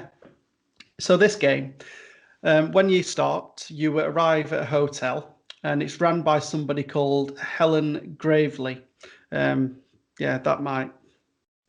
should have known that she were evil, but you know. Anyway, you arrive, so you play as Luigi, as is the name, and you arrive at a hotel with Mario, Peach, Toads, or the Toadstools, and basically it turns to be a trap. So like the baddie that's in the other games called King Boo kind of traps your friends in like paintings, and you've got to rescue them. And it's basically you've got to explore different floors of this hotel and capture the ghosts. So a bit earlier on in the game, you didn't know this at the time when you first started, but the professor that's in it, Professor E. Gadd, they got captured, and all the ghosts that you've collected throughout the other games got released into this hotel. So you've got to use like your Hoover to try and suck the ghosts up. So you've got to stun them with this light, and then suck them up into this Hoover. But this Hoover also does other things. So it's like a steamer. It can like flash fluorescent light to like unlock certain bits that you can't quite see normally. So there's a few different mechanics to it, and you go into different rooms and different corridors, and you got to try and find these ghosts, suck them up. And at the end of every boss fight, you collect these lift keys or elevator buttons, and that's how you unlock different bits of the hotel to try and get the ghosts. And it's kind of Luigi trying to solve these puzzles and suck up all the ghosts, get the lift buttons to try and get his friends and like get them out of these paintings. So I'm about halfway through so far. One nice bit of the game actually is it's an homage to the Virtual Boy console that they brought out in the 90s. They've got this thing called the Virtual Boo, and you use it for communication and like accessing the menu. So I thought that was quite a nice aspect to it. But yeah, I'm enjoying it. I've been playing it a little bit before bed over the last few days, and yeah, it's good. I'm enjoying it as I've enjoyed the other ones. Oh, good. Question: why is it called Luigi's Mansion when it was in a hotel? Well, I think the first one was in a mansion, but yeah, this one should have been called Luigi's. Well, not Luigi's Hotel. It's not, is it? Helen Gravely's Hotel.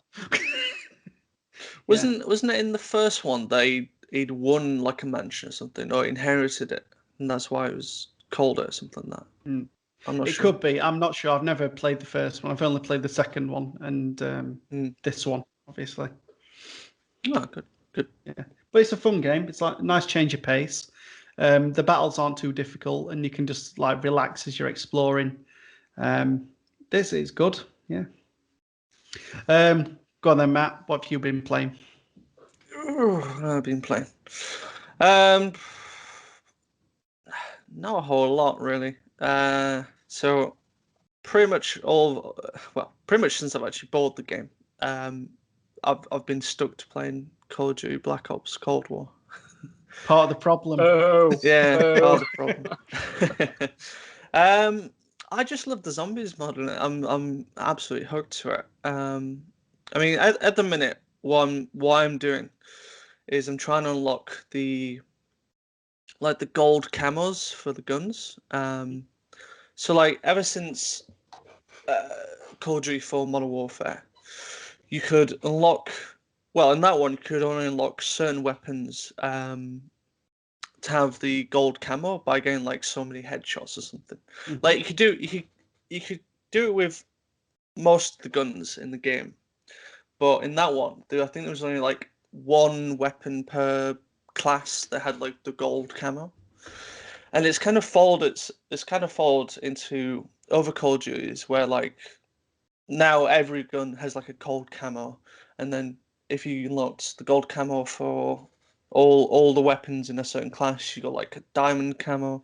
It never really bothered me up until probably the rebooted Modern Warfare, where like I'd managed to get a gold camo for like one of the weapons. I was like, "Ooh, this is cool!" Like I'm actually good at the game. I say that I'm not. Got to get them cheats on there. Get the cheat, yeah, get the hacks for the aimbots and stuff to unlock all the camos. So for Black Ops, what they've done the same for multiplayer. Where it's not just headshots. It's like you got to get long shots. You got to kill people who are like detected or stunned with your weapon. You've got to get 5 kills without dying or something like that every so many times to unlock different camos. And then you unlock like the gold one, and then you get the diamonds for so many in that class, and then you can get this what they call dark matter one for all the classes. But they did that for zombies as well, so there's zombie specific camos for all the weapons as well. So they had a double weapon XP weekend, I think. Not this weekend, but the weekend previous. So I was doing that for like the assault rifles. So I've done that for 3 assault rifles now, and I'm working on my 4th one. While also in normal multiplayer, I'm working on like my first gold camo, which I'm pretty close to actually. I'm only 5 camos away from getting the gold one. But I enjoy this Call of Duty. I enjoy Modern Warfare quite a lot, and I've been enjoying this one as well. So it's been nice to kind of get back into a Call of Duty, because I dropped off. Wow, when did I drop off? Probably Ghosts, and that was like a good 7 or 8 Call of Duties ago. So getting back into, like, I'll always play like the Black Ops ones or the Treyarch ones for zombies, but I'll not really touch the multiplayer. So get back into multiplayer has been quite fun for Call of Duty. Other than that, last weekend I got back on playing PC, so I did some of my normal stuff on there. Rocket League, Phasmophobia, which I'm still loving. Funny story actually with Phasmophobia. One of the houses that we did was on a certain level. So there's 3 difficulty levels. Where, like, if you play an amateur, you've got 5 minutes to kind of scour the house, get all the evidence you need, before the ghost becomes sort of active in a way. And as you go up each difficulty level, so like intermediate, you've only got 2 minutes to do your stuff, and then the ghost becomes a little bit more active, a little bit more, doing stuff around the house and whatnot. And on professional, you got no minutes to set up. You literally go in, that's it. They say like a ghost can do like its hunting phase in like as quick as 21 seconds being inside the house or something like that. And we were doing one of these houses, and we'd found like its room was upstairs.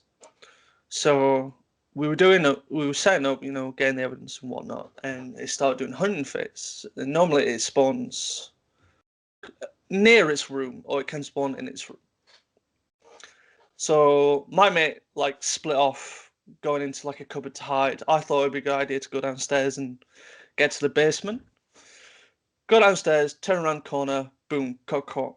I screamed. I wasn't expecting it, because I was like, oh, it's upstairs. I can get downstairs. It'll be fine. It just happened so suddenly. I was just like, oh. So that was quite funny. And then only one other game that I have been playing quite a lot of these last 2 weeks has been Hades on Switch. I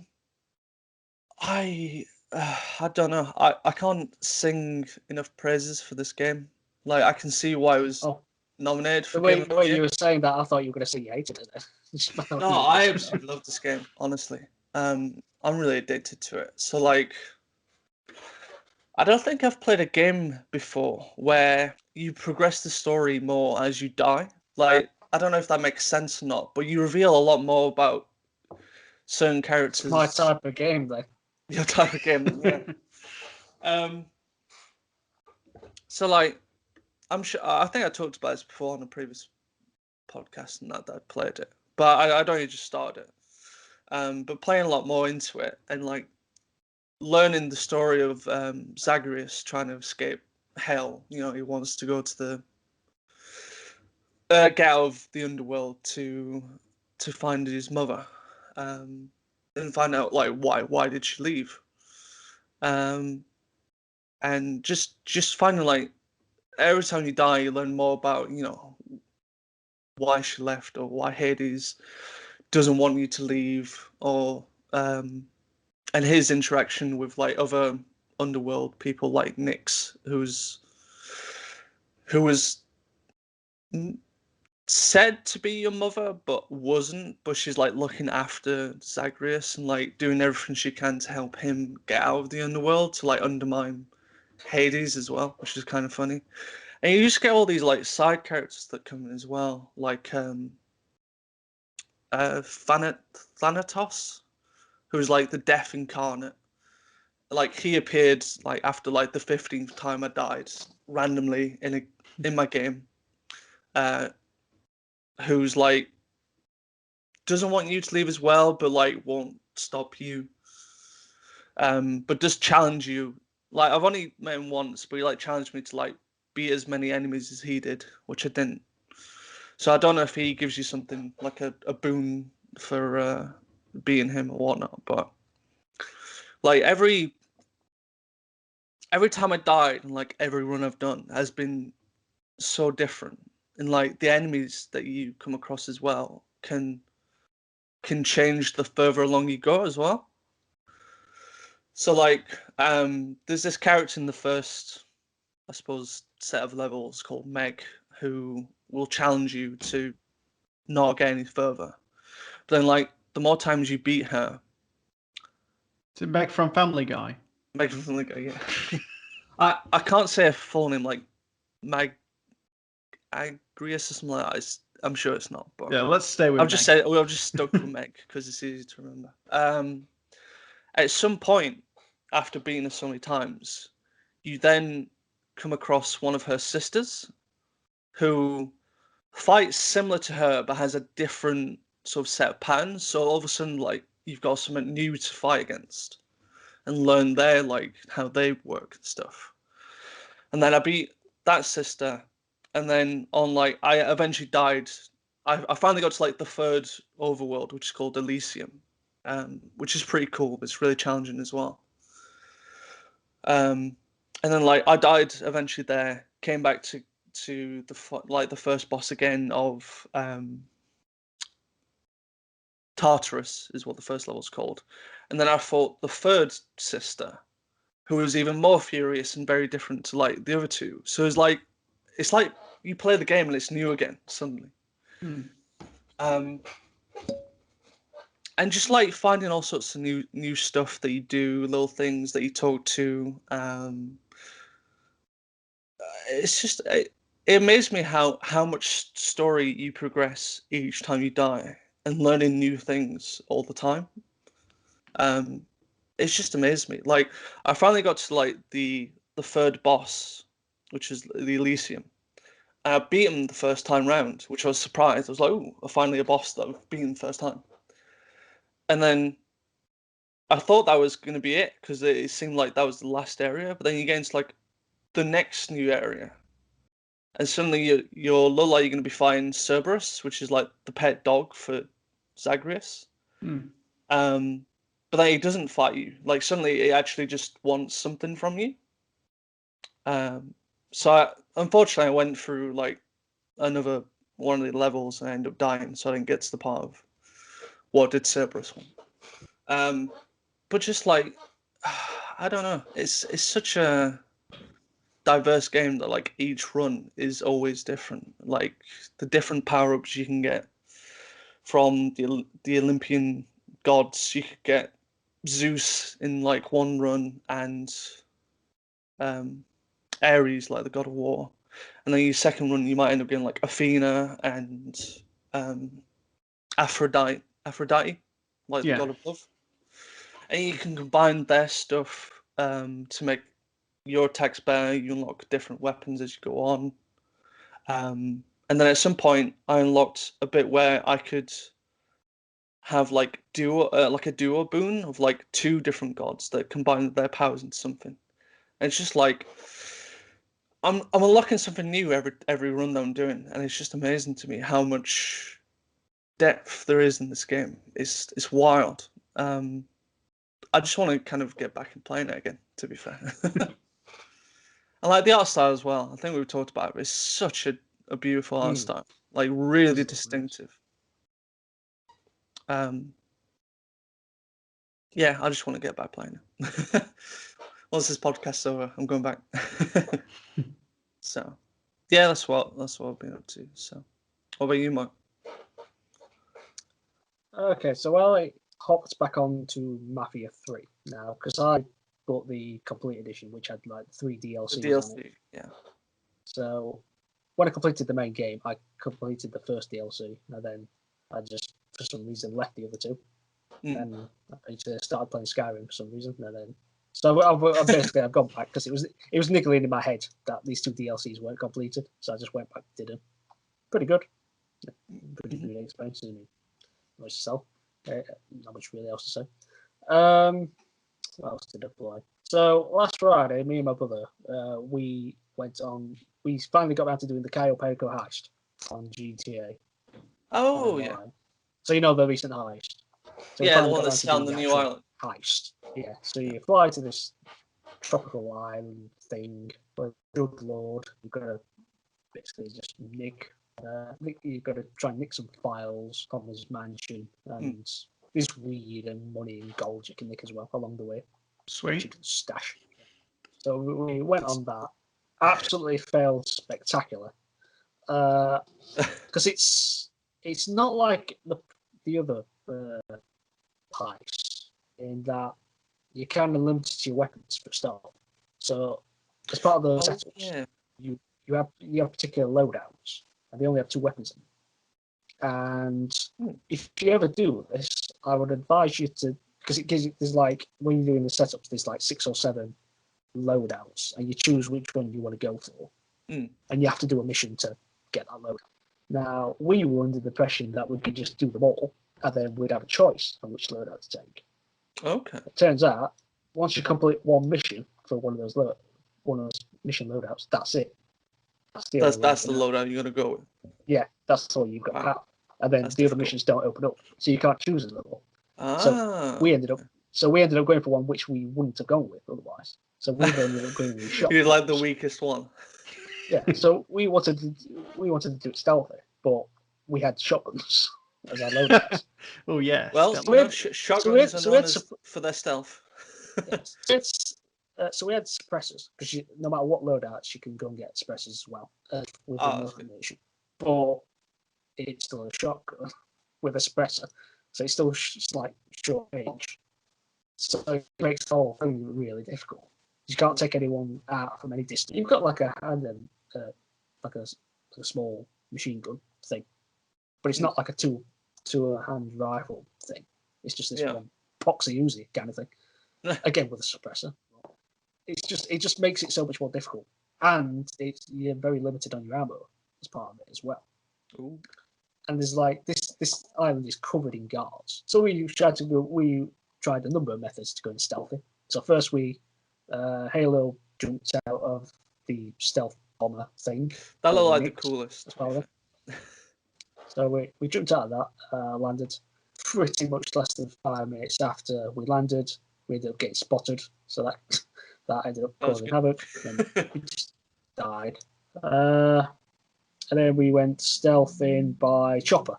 So we did a rappel jump at the chopper at the north of the island, and then the mansion's at the very south of the island. So then we got to try and traverse across the entire map to try and get to this mansion. Got there, just this guy with a minigun just destroyed us in there. But so yeah, it's quite difficult. I can't imagine trying it on your own. It would be mental. So that was that. So we never completed the action. So we're going to try that again. But I think that loadout is what destroyed us. Because it would have been much better if we had like sniper rifles, or a long range assault rifle, because we could, or even just like a pistol would probably even. Yeah, but there's no way of fixing that. So we'll try that again. But one final game I've been playing, a game called Beholder. Have you heard of it? Beholder. So basically, Beholder is a indie game, and you play a landlord of an apartment block in a fictitious, unnamed totalitarian state. And in this country, there's a civil war raging on, and there's an uprising against the state government. So think. Is this the one where you've got to start listening on people's conversations and stuff? So think sort of like Cold War area. And like this sounds like a spin-off of Papers, Please. Well, get on to this. Oh. And so everything's ruled by the state, and basically everybody's miserable. Yeah. That's just the world. It's like a war torn. So you live in the basement of this apartment block with your family. So you've got your wife, a teenage son, and a very young daughter. And when you arrive at the beginning of the game, you witness the get arrested, handcuffed, and carted away. And it turns out you've been put into this job by the government, and all you're told is that the previous landlord didn't fulfill his duty. Okay. So, in the department known as the ministry are in constant contact because they give you a special assignment.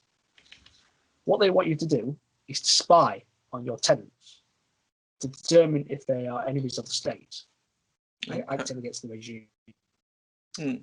So this involves you secretly installing cameras in their rooms and searching through their belongings for evidence, and also by talking to them to see if they can reveal any secrets. Yeah. And based on what you find and what information you get given, you must then write reports on them and submit them to the ministry. And this can lead to the police turning up, beating the tenant up, and then arresting them. Bit brutal. And in turn, you get a cash reward for this.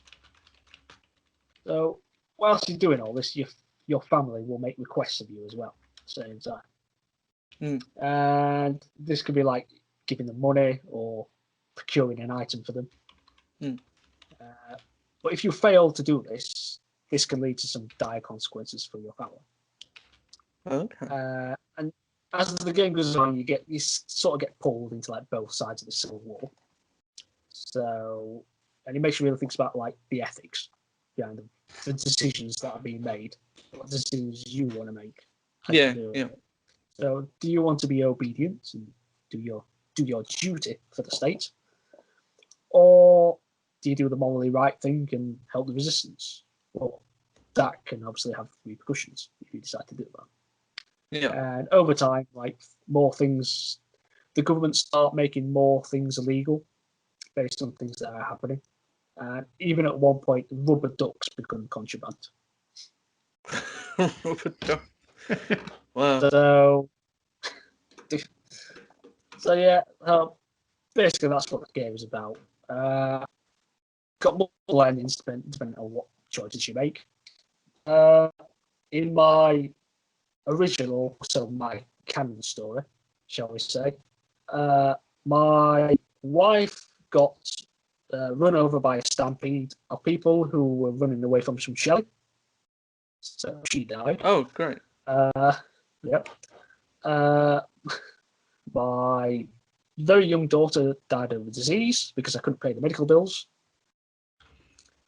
And my son, I managed to get my son away because I managed to procure him some cruise tickets. So he managed to escape the tickets.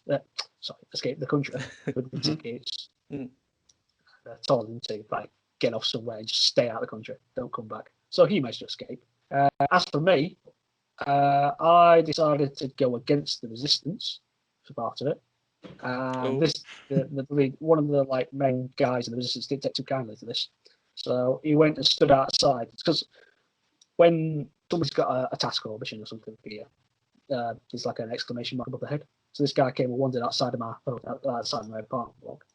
He stood outside with his thing on. I come outside and he just pulls out a gun and just executes me in cold blood. Shot in the head. And that's it. Wow. That was me done. Well, at least your son got away. Yeah. I suppose so. But I reloaded it because I wanted to see, when it gets to the actual end, see what will happen. So I just didn't go out and talk to that bloke then when he showed up. Yeah. I just did the rest of it. My end was basically, it turns out that I'd done enough. I'd done my duty. Because this is the thing where we go back to Papers, Please. There is actually a couple of references to Papers, Please in it. Oh, really? Because it does share quite a lot of themes with it. So if you do like Papers, Please, I would highly recommend you play this. I won't tell you what the reference is. Well, there's one particular reference that's quite good, but I won't mention it just in case you want to play it. I would highly recommend it. I thought it was really good. How long was your playthrough? About 5 hours.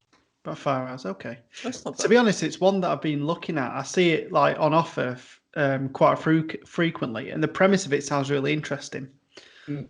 It's I would really recommend it. It's well, fun's probably the wrong word. I want to say it's a fun game. It's a very intriguing game.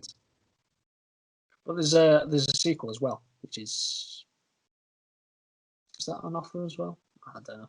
But I'd like to play the sequel. That's supposed to be really good as well. But apparently it plays slightly different to this one. But yeah, I really want to play it. But anyway, in my after reloading my death, basically my bloke ended up living in perpetual misery in his job, just mourning over the loss of his family.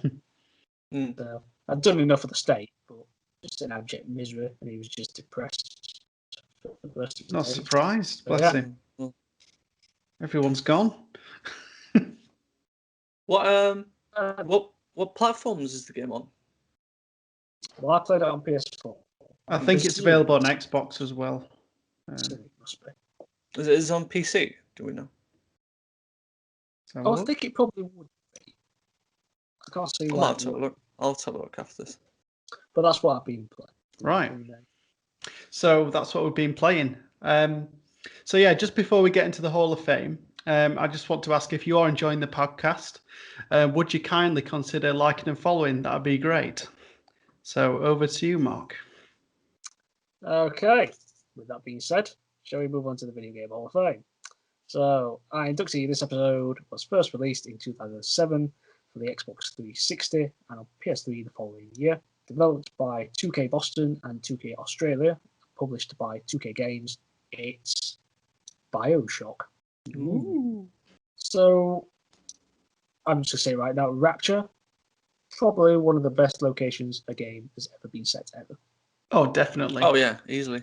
I just love the Art Deco style of Rapture. It's just absolutely amazing. I love anything that's like alternate history kind of, and that if there's like any future tech in the past or just anything like that, it's just so strange and really, I just really love it. I mean, Rapture built in the 1940s, and you can really tell, as mentioned before, with the style of Rapture, and not to mention the crazy people that now live there. So basically, if you've not played BioShock, you don't know what it is. So the game takes place in 1960, where a plane crash occurs in the Atlantic Ocean.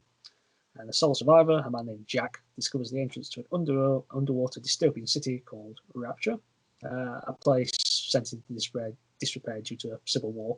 And Jack must fight for survival against mutated folk who populate the city whilst guided along the way by a mysterious man known as Atlas. Now, I always get confused about what actually happened at Rapture. So it's Andrew Ryan is the character he built the city, wasn't it? He designed it. Yeah. So he's the leader. There was a civil war with Atlas, because Rapture was built to get away from like the world governments, and wasn't it? So yeah, that's right, because he didn't agree with like the American style or the communism side, and so he wanted to create his own utopia. Is that kind of thing? Right? Pretty much, yeah. So, but then it all went to pot, and then I think it was on the New Year's Eve, 1959. What year was it? New Year's Eve, wasn't it? When the Civil War broke out, and even 1959, that's it. Which left much of Rapture's population dead.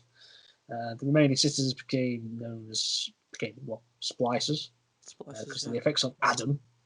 So that's a substance that could alter genetic material. So do you remember playing this for the first time? Because the first time I played this was on the what's it called? The collection. It's called. It's just called BioShock. Oh, the BioShock. Yeah. Although mine kept crashing constantly. Oh, that's a shame. Oh, dear. The first time I played this, it was on the Xbox 360, not long after it first came out. Yeah. And I just really got into the combat side of it. That's, I think, as we all do. Like injecting yourself to give yourself powers. That's amazing. Like going Palpatine with the lightning, with the plasma. You junkie. Yeah, that's it. Lightning setting people on fire, setting other things on fire, doing the hacking. That was all really cool. And then there was also no. I'm gonna pull you up on that. The hacking is the worst part of the whole game. Oh, I really enjoyed it. They were fun puzzles, but I mean, It was good for like the first 3 or 4 times, and then it did get repetitive. Then it get really tedious. Really tedious. They had different hacking mini games, fine, but they just kept having these pipes everywhere. It just didn't make sense. To be fair, it was actually like one of my better kind of mini games for hacking. But it might be just because I like that kind of style of having to switch pipes around while like the water's coming through. I don't mind it as a game. Yeah. But Has it been repetitive? Yeah. So many times you have to do it. There is. Anyway, we're supposed to be here to celebrate it, not say it was bad about it. Let's not tear it down. Yeah, it was terrible. So I really like that opening sequence when the. I think it's one of the water. Yeah, I think it's one of the best opening sequences in games. Easy, like from the plane crashing, having to swim into the lighthouse tower thing, and then going into the I suppose the pod that comes through. Only man. The big statue of that little. Yeah, when you go in the bathysphere.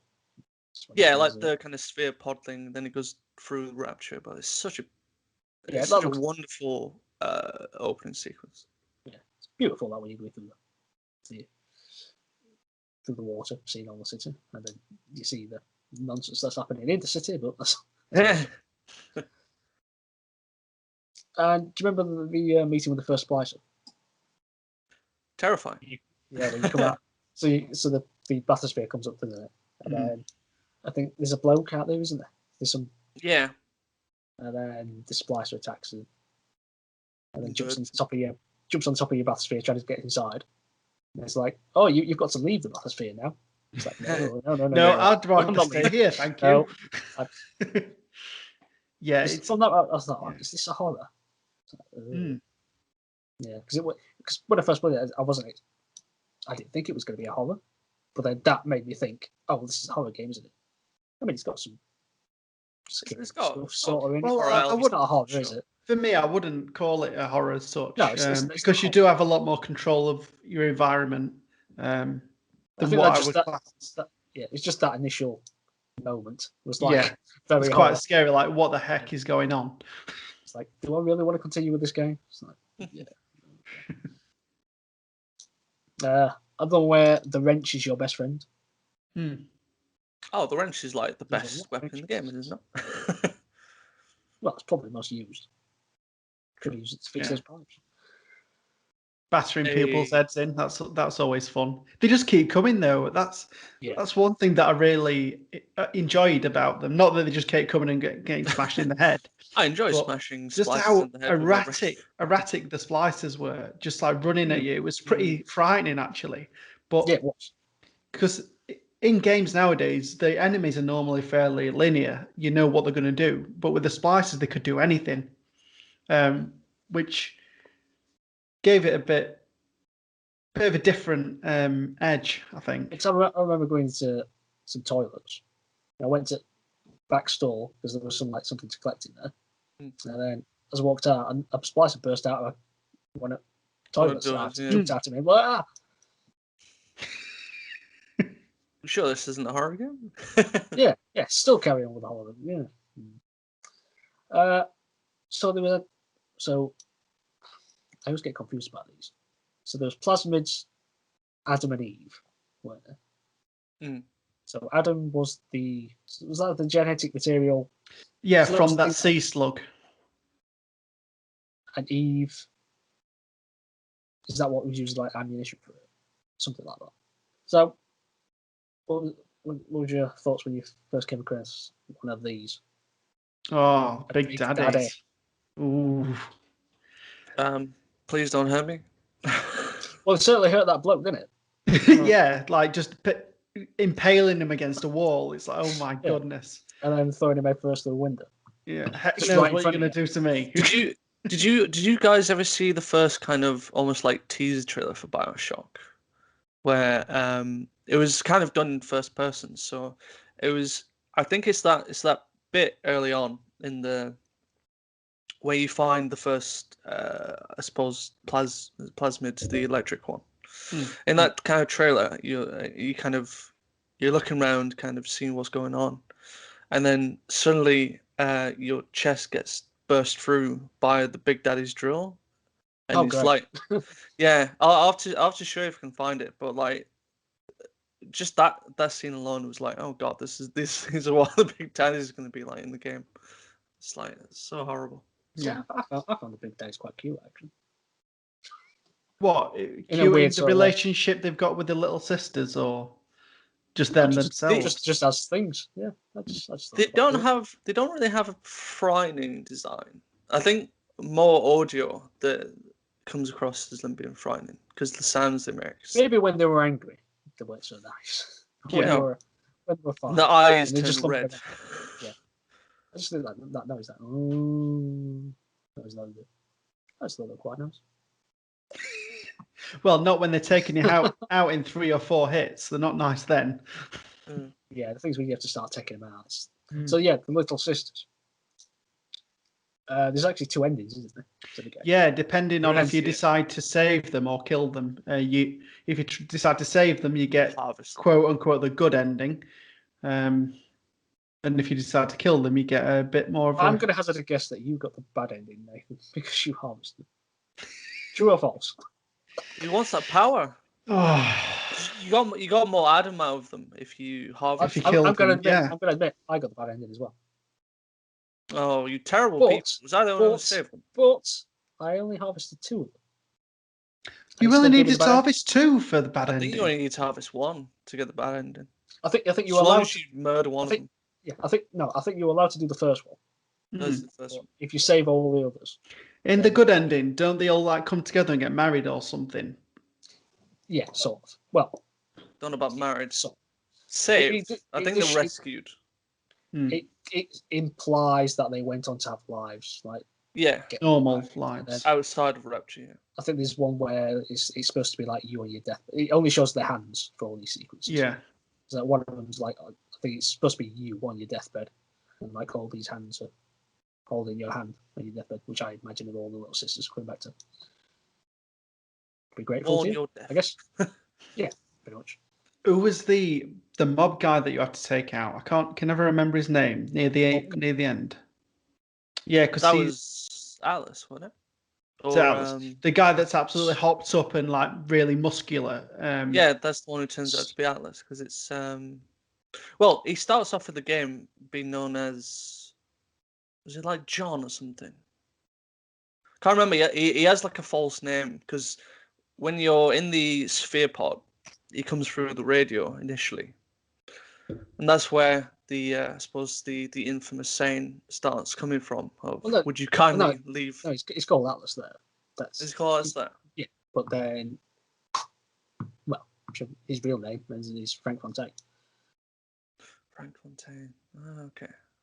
And Thought it was the other way around. so he's the guy who was a civil war against. Yeah, he was the one who raised the Mm. war because he didn't agree with Ryan So- for some reason. Anyway, the character that you play has like loads of experiments done on him, and I think he became like a fully grown human in about 2 years, because of everything that had been something done. like that, Yeah, and it was all orchestrated so that eventually you would come back to Rapture at some stage, and well, every time anybody says "Would you kindly," you've got basically you do whatever that person says, and well, that's the premise So of. this is one of the best twists in gaming, isn't it? I think it's probably one of the most. At the very end, my stomach turned when it was happening. Because remember, you go through the vent, don't you? And you Mhm. drop down into the room where it's got "Would you kindly" scroll on the wall, Hmm. and it's like got a board with all pictures on it and all that. I think that's supposed to be Andrew Ryan's. He's worked out that this is happening to you.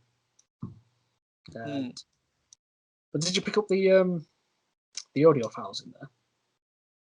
Because there's one audio file where this doctor, this mad scientist, is saying to a small boy, "Oh, that's a very nice puppy, isn't it? Break its neck." Oh, I think I might have picked that one up. Yeah. And the boy's crying. No, I says, "Would you kindly break that puppy's neck?" And they just say that. As he just twists his, Ooh. and it's I presume Uh-huh. that's supposed to be Jack. I presume.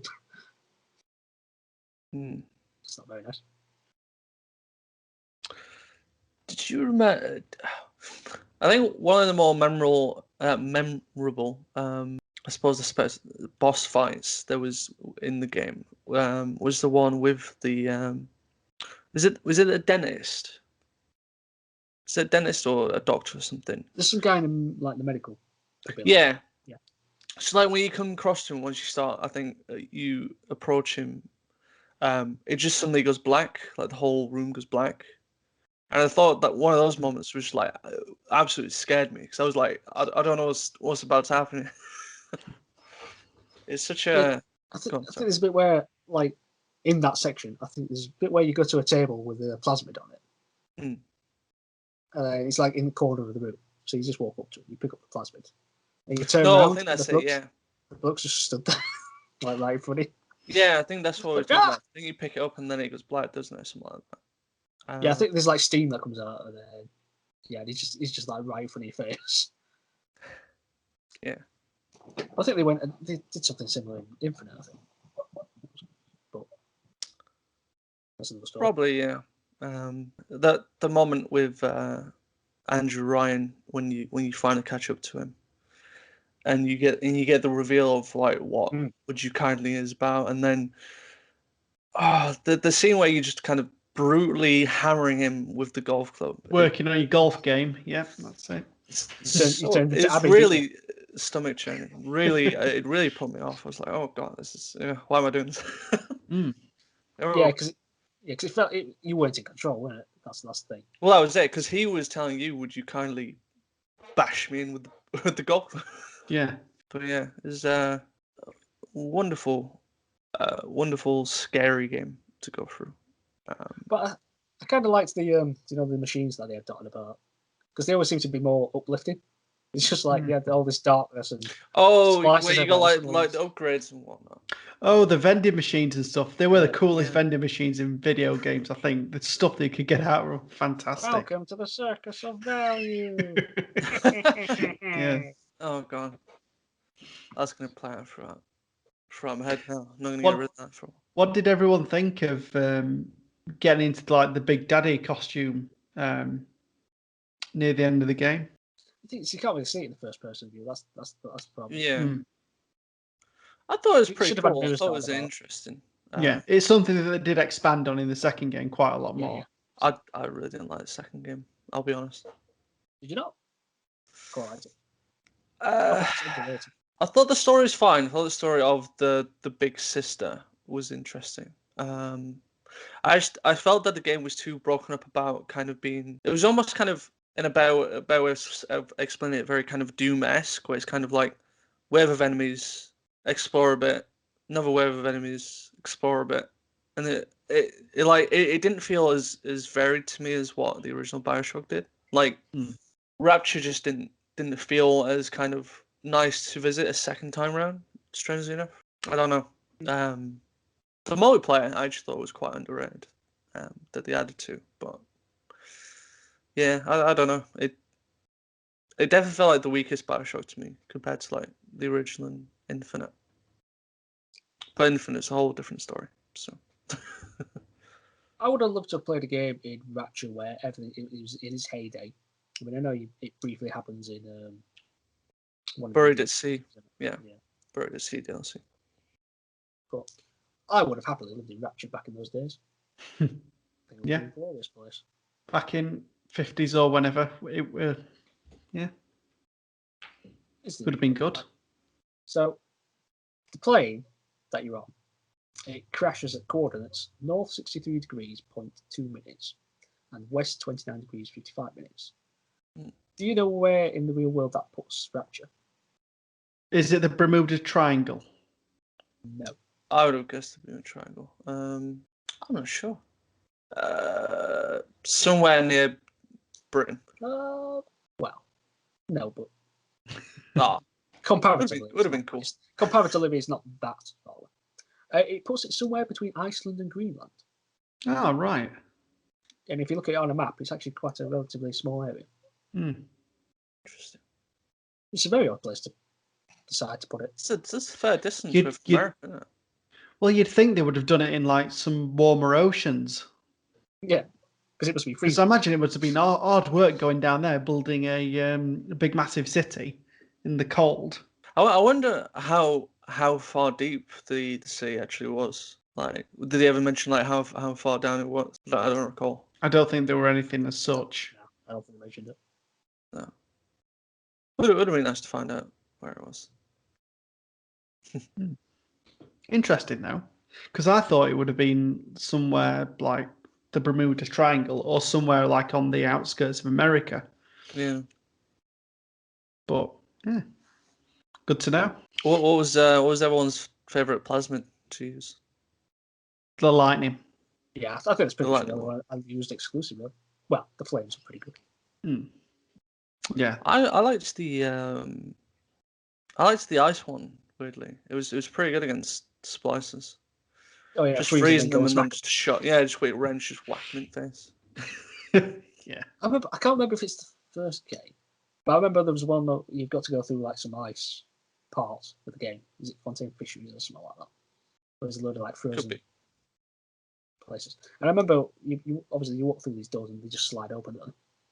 And there's a bloke just frozen at the other side of the door. It's like that. I don't know if you came across it. It might be one of the DLCs. I'm not sure. It scared the Could living have been. crap out of me. Just like, oh my god, he's just frozen like that, staring straight at me in the doorway. So I just smacked him in over the head with a wrench. Like a Yeah. gut instinct reaction. You're not It's like, coming back. big. What do you think to the final boss? The boss fight, shall I say? I wasn't really a fan of it. It was difficult, but I think it was the weakest thing about BioShock. Yeah. Because you had to go up and extract, like, Adam from an ear. Like, Well, yeah, you wore him down, then you just extract Adam, and then I think do you power up from it or do you not? I don't think you do you? I think it's just I think you just extract. Yeah.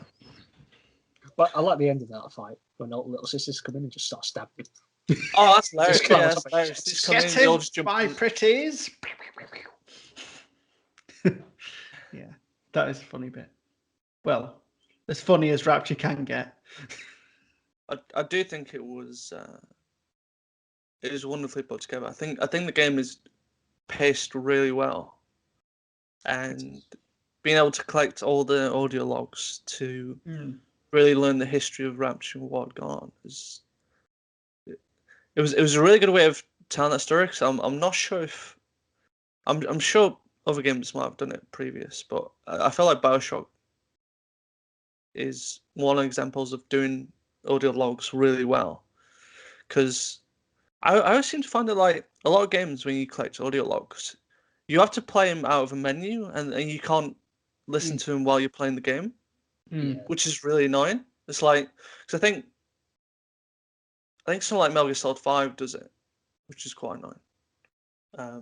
But that game's menu heavy. But BioShock, I think I might remember this wrong, but I think there's one instance where you pick up an audio log, and then as it gets towards its end, something happens in game that almost kind of like matches it, sort of thing, to like scare you as you're listening to this audio log.